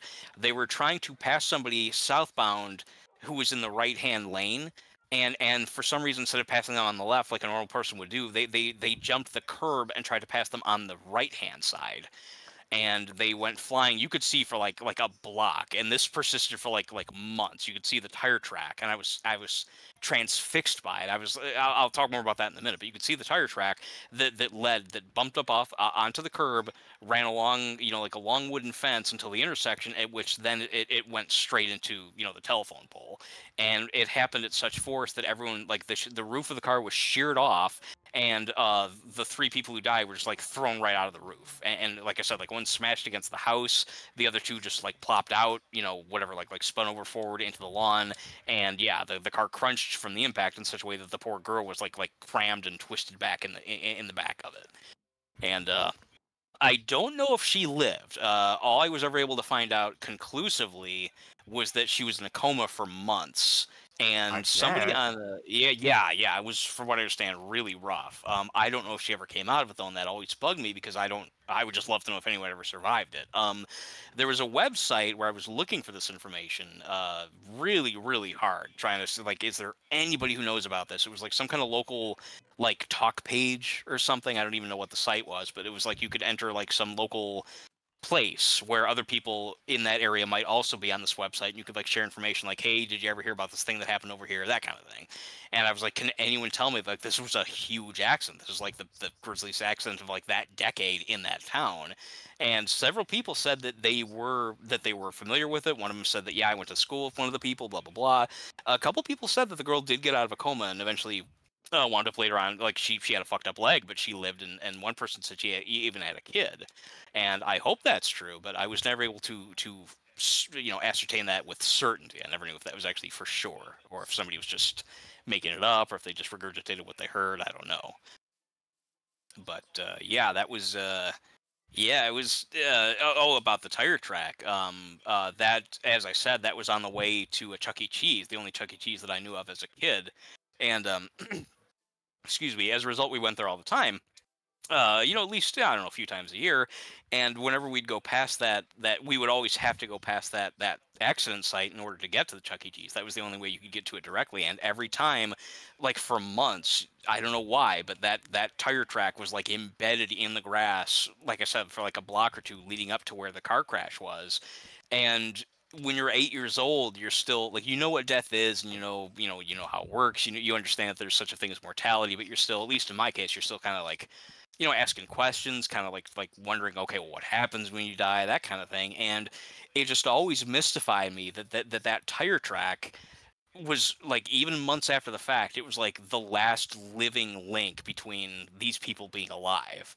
Like Yeah. you could actually chart, like, okay, for this couple hundred yards, this indicates people are alive, and then right here where this telephone pole is, like right here, they're no longer alive. Like you can mark the physical space between life and death, and that stuck with me all my life. That's Yeah. again, that's one of the prime reasons why I'm into crime and murders and stuff like that. I just, the concept of life and death, and crime scenes, and you just looking at property where a life ended. Like even now today, when I see crosses at the side of the road, like I'll look at it and just like try and imagine like somebody's life stopped being a thing right there. It's just a weird thing to me. I can't really put it into What the? words. Well, that's a perfect time, because I was finished. So what's going on in your game?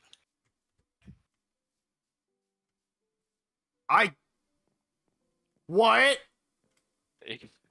Well, give me details when they become available. There's either a creeper that walked down this staircase I built, and it was way up there in this new tower I built. It must have spawned up there, because I forgot to light it up. Silly me. Either that, or it spawned in the treetop and walked off? I've seen that happen rarely. If the treetop has, like, if there's enough, like, clearing, if there's enough open space for a spawn to be able to register up there, and if there's, like, something for it to stand on, like one of those, like, lower branches or whatever. You know how trees sometimes, have those weird extra branches sticking out the sides? Yeah. Yeah, I don't know if that's the case or not, though. I don't know if that's what you're experiencing. I was wondering why I just exploded in a staircase that's more or less suspended in midair. Oh, did they fuck up whatever you're building? Mildly, but I'll live with it. Okay. Well, it still sucks. It is what it is. Yeah. I guess that's true. It do be what it do be. It do be. Wait, nope, that's the wrong way of doing that. That's... Why did I even bring up the accident? Why was I had a reason for mentioning that. That was one of the major time period things of your life. I know that I said, like, I remember catching myself saying, wait, was that when I said that saw the dead bodies? No. And then yes, you mentioned the dead bodies very casually, like I would know, and that's what made me go, like, is he referencing Stand By Me? Right. Which would be a normal, one would think I was. Yeah, it's difficult to say. It's come up as a topic before that I remember there was some disagreement in the past that I've had with both you and Ted, is that you and Ted both really love that movie, and that movie I recognize was very quality made. It has some fantastic performances, some of the best child acting performances ever, but it's just never a movie that I've loved as dearly as you or Ted have loved. I wonder if it might have had something to do with the time, because I was roughly just about maybe 2 years younger than the kids in the movie when it came out. And at that time, there weren't a lot of movies like it. I don't know if maybe now it's just... Yeah, I mean, there's no guarantee that everyone at my time loved it, and that anyone not of that time won't love it. I mean, it could just be that, whatever, it's not your thing. I think there's a variety of things there. I think that part of it is that I mean, some stuff is just like not really tied to its time. It works for kids of any generation, right? But yeah, which I think that one would, but I guess not, because Pink doesn't like it either. No, but I think there's something else there, which is that I think neither Pink nor I were very social children. We didn't have a lot of, like, friends. Like, I think we were both closer with our family, or in Pink's case, him having as many siblings as he did, and he seems to vocally still get along very well with his siblings. I think Stand By Me had less significance for me or Pink because we didn't have so many friends, and a major, major element of that movie is, of course, there's a reason the final line of the movie is, like, I never had as good of friends as I did when I was a kid, or whatever. Jesus, who does? And yeah, that's line that can be significant for you or Ted, who probably had more, friends when you were kids. But comparatively for me, I'm gonna be honest, I kind of rolled my eyes that line and went like, yeah, That's a funny reaction. Explain. What do you mean? Just that it sounds like a sappy, not true line? I mean, for one thing, that I simply could not sympathize on several levels. But when I was a kid, I thought other kids were assholes. They often were. Yeah. I guess, yeah. It's funny because yeah, I can't speak for Ted. I don't know. Do you know if he likes the movie? I'm assuming he would, but I don't I recall. believe he's quite fond of it. I believe that in the past, me and him have disagreed about it. Is that, and I've said like, I don't really get it. I understand that it's a very sentimental movie to a lot of people. It's got some excellent performances, but it just didn't strike me. And Ted didn't quite have the full blown reaction of like, what are you, some kind of alien? But he was kind of like, yeah, I don't get how you couldn't get it. You know? Yeah, that's sort of how I felt when Pink was talking about it. He was like, I don't think the performances are very good. It's just like I'm like, Oh no, what? Like, that's stop right lying. there. That's bullshit. That is actually I've bullshit. asked him a couple times, and he's like, "Nice." He said, "I don't really." I even posted a clip once for him. I'm like, "Look at this scene. Like, watch. It's not even like one of the famous scenes. I just posted a scene. I'm like, just look at this. Just this casual exchange of dialogue. Like, this doesn't strike you as like really good child acting." He's like, Not really. Whatever." I was like, "All right. Well, I guess that ends that."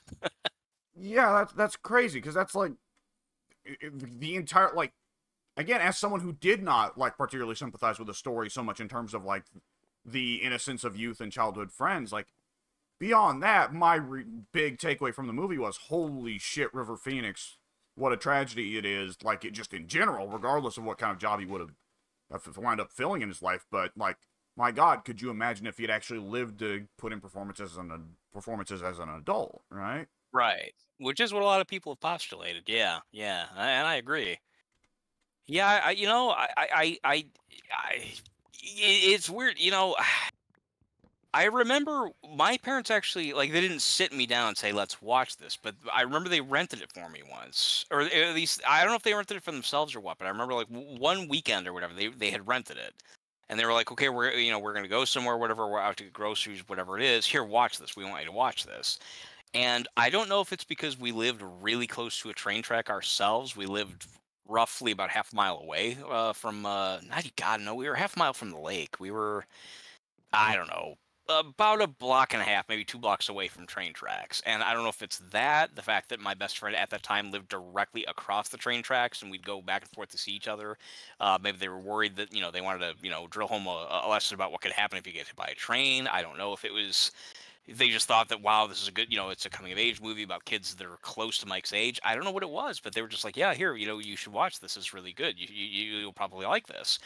And I did, and I think maybe because of all the things that I just described, and I guess yeah, that last line, it was like I didn't quite, when you're seeing it when you are that age, and you see the thing. I think the line is, yeah, you never have friends again like you did when you were 12. God does anyone, something like that, something very close to Yeah. that, something, yeah, and yeah, when you are 10 or 12, that yeah, it's like, oh, well, huh, I wonder if that's going to be true.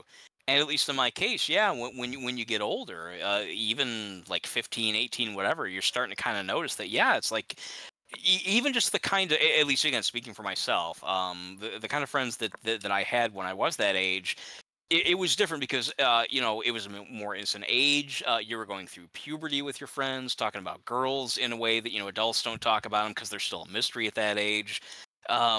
You were engaging in more fun, innocent, playful activities like going outside and playing catch and stuff like that. You'd see each other in school and like you'd sit by each other in class like, oh hey man, let's work on this project together because I don't know these other kids. There may be a generational difference there that only just now occurred to me. The internet. That will make a big difference. Yeah, there was nothing like the kind of connectivity that you guys have, that we now all have. Nothing like that. I mean, do they even have pen pals anymore? That was a mystical thing when I was a kid. Like, you can write to somebody else that's not even in the same, like, state, let alone country? Yeah, like, now I you was talking. Well, you were there while I was talking to like 5, so. Yeah, I mean, here I am now, casually having a guy chat with from time to time, just like, oh, hey, yeah, friend from Hungary, how you doing? He's like, Yeah. whatever, what'd you eat today? Oh, okay, yeah, talk to you later. It's so not a thing. For It's nothing. for so many years, I mean, there was Monkey Wool, right? Who we would hang around Oh, yeah, with. from England, that's right. And for how many years did you play with old? What? Justin Lynch was Canadian, but Yes. who was the other one you played with?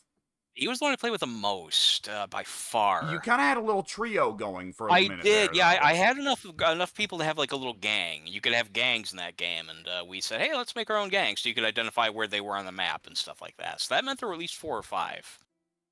And I hate Yeah. to say, see, that's the kind of thing. I like I said, I can tell you specifics of what happened when I was 8, but I can't remember who the fuck the 4 other people were in Grand Theft Auto 5 from 10 years ago. Who was Oh, that 10 years ago? Holy shit. it was. I hate to say it. Oh Yeah. my god, it was. Yeah, it doesn't feel like it, does it?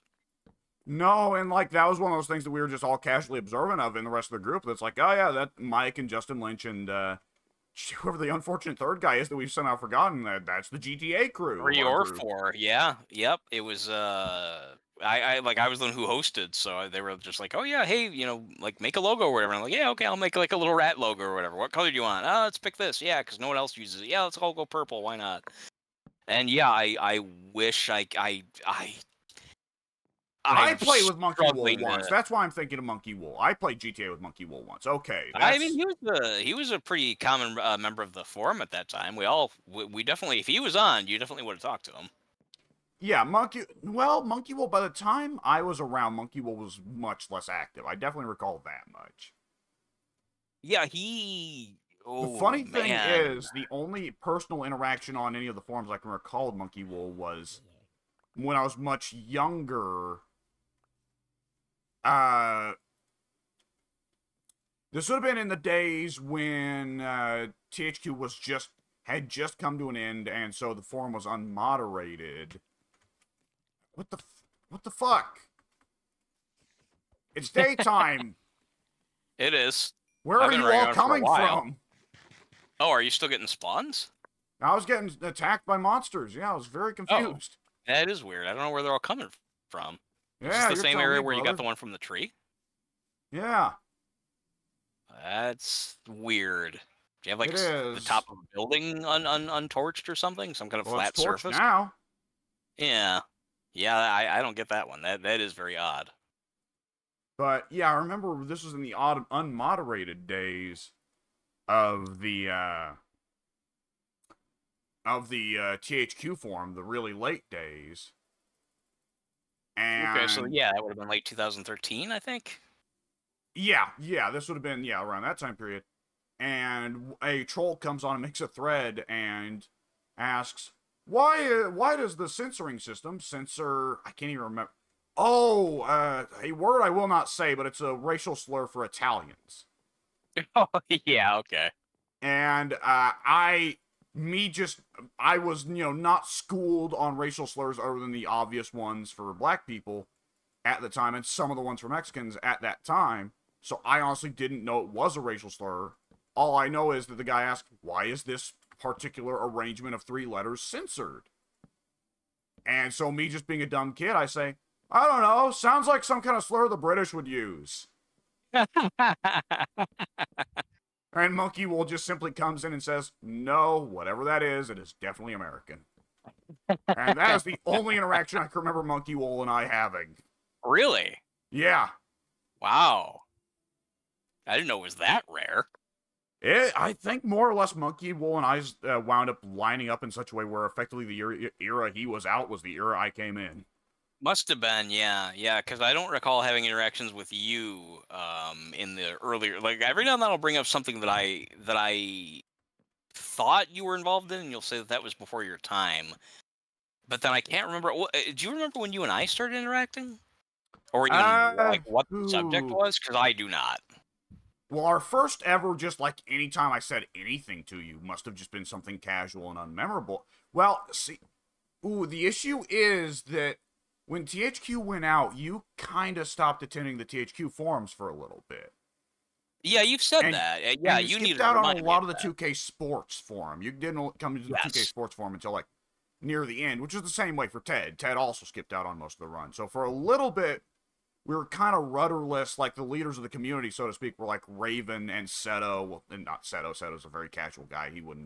Nobody'd be listening to Seto for opinions because Seto would never throw out opinions for people to follow. And I don't think Seto would disagree with me on that. He's a very casual dude.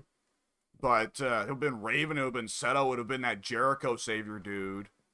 Which when him and Ted wound up meeting, that Jericho Savior dude hated Ted, and Ted came to quickly dislike him as well and call him a liar. In real life? Yes, they did not fucking get along. I didn't remember hearing about that part. I do remember that did one of them go on a trip with the other one or something? Oh, I don't think they knew each other in I real think life. Ted. No. Oh, okay. Well, because oh no. All right, Ted. God, was it Ted offering to take me on a trip somewhere? I think like Ted and I talked once that we were going to be in sort of similar place at one point. He said, "Yeah, yeah, we should meet up and go like hang out and go eat and go watch a movie or something." I'm like, yeah, we should, and it just never happened. But then I thought that somebody did. I thought that somebody actually did like go through Michigan or something like that, and they were like, "Yeah, I looked Ted up, and we hung out for a day or something like that." And that wasn't Jericho now, or it was? I'm confused. Maybe I'm getting mixed up. I think there was another Jericho Savior in the THQ forums. Which was who? Oh, there was another. Okay, I'm thinking of this is like okay. I never knew either of these guys very well, but I'm now confusing the Jericho Savior with Jerichoholic 01 or Jerichoholic some number. He That was the sounds one. more right, yeah. Yeah, because he was the one who told me that we were in the strategy guide. He's the one who it was he and I. He was the one who was listed in the strategy guide as well as me, and he was like, he said, oh yeah, yeah, go check it out. And I was like, no, that's bullshit. And he was the one who, yeah, like he got his name in the book, and I got my name in the book as well, and he's the one who told me about it. And I think that was one of the only interactions I had with him. This Jericho Savior. He was largely I an all-stars guy, because that's what he gets listed in the guide for. Yes, yeah, they were like, here, we're going to shout out to the Jerichoholic number because he's the All Stars guy, and then yeah, we're going to single out Mike the Rat guy because he's the SmackDown guy. And I don't recall if I knew that guy very well. We'd spoken before, obviously. He was just like, hey, Mike the Rat guy, I'm not sure who you are, but here, look at this. It was like, oh, hey, Mike, hey, check this out. But now I don't remember which Jericho was which. I don't remember which Jericho themed guy was the Because one there was a Jericho Savior, I think. There was. Yes, there was. That Yeah, appeared. He wasn't really around on THQ, but when we made the move to 2K Sports, he kind of wound up being the elder figure that a lot of the younger members of the forum wound up looking to, because they're that just literally. figure. Yeah, and he would tell a lot of stories about like, well, I lost my virginity in a garage at 15, and let me tell you, it sucked. So kids wait until later in life. Don't remember that. I'm glad you gave that advice, though. Yeah, that's you don't have to be at least somewhat noteworthy in a good way. Yeah, in which I think Ted more or less agreed with that, which is in keeping and logically reasonable advice for really any guy to give, regardless of your religion or philosophy. But there was some horrible disagreement him and Ted wound up coming to later on, where Ted more or less said some story of Jericho Saviors was a lie, and just simply off the basis of like, no, that could not have possibly fucking happened. They get into a big fight. I'm sorry. Go ahead. This Jericho Savior guy gets real offended at Ted saying he's lying. They get into a big fight, and then that Jericho Savior guy leaves. I think. Oh, he quit? Something like that, yeah. And was that the last time you guys, well, to your knowledge, anyone saw him? I think so. That would have been a time period that would have been really a time period where I'm like one of the last guys left that was around for a lot of 2K Sports run, because Soon started to show up around that time. But like other than that, that's Seto, who's more or less gone. Raven, who's gone. Steve hadn't really begun to show up yet. You and Ted both kind of skipped on that period. Yeah, apparently so. Addy wasn't around yet. Pink would have been around at that time, but Pink and WrestleClown were almost kind of like the same role for a little bit, where they would appear once a week to say something funny, and that would be it. Goku was fairly active around that time period. Maybe I can ask Goku sometime what he remembers of it, because I'd be curious to know. Yeah. Hang on, I want to duck right back into this, but my cat's desperately meowing to get out of this room, so let me go open the door for her. Yeah. All right, I'll be back in just a minute. Well, at least this watchtower is pretty nice. I'm going to be able to set up a whole system here, I think. Gonna need to clear the way for it here, though, so I'm probably going to have to burn down some trees. A lot of this shade here is providing a little bit too much cover to the monsters, which is probably a big part of why I'm having to deal with so many of the sons of bitches. Let me get the area cleared of trees surrounding it, so that the fire doesn't spread to the watchtower when I set the fire. And yes, Mr. Zombie, I did see you approaching me. I don't know where you've gone now. You son of a bitch. There have been a lot of nighttime now that I'm trying to work on this project, I've noticed. Let's see. And again, you don't really notice the nighttime when you work at home a lot in Minecraft, because it's just not a priority, the thing you have to worry about anymore. Was that a creeper? No, it wasn't. Okay, that was the sound of somebody stepping on grass. There you go. Let's set some torches down here. Let's see. I could probably stand to burn some of these logs. Oh, I'm not carrying that many logs. I'm carrying a lot of fence posts, though. Mildly annoying, but it is what it is. Okay, let's see. Gotta cough my voice back into shape. It's starting to get to that shaky point that it sometimes hits early, sometimes at night, I guess. Actually, come to think of it, I should probably wrap this recording soon whenever Mike gets back. You know what? Maybe it's better to go ahead and wrap it now that Mike doesn't have to wait on me renaming it. So let me go ahead and, yeah, I'll do that. So see you later, folks.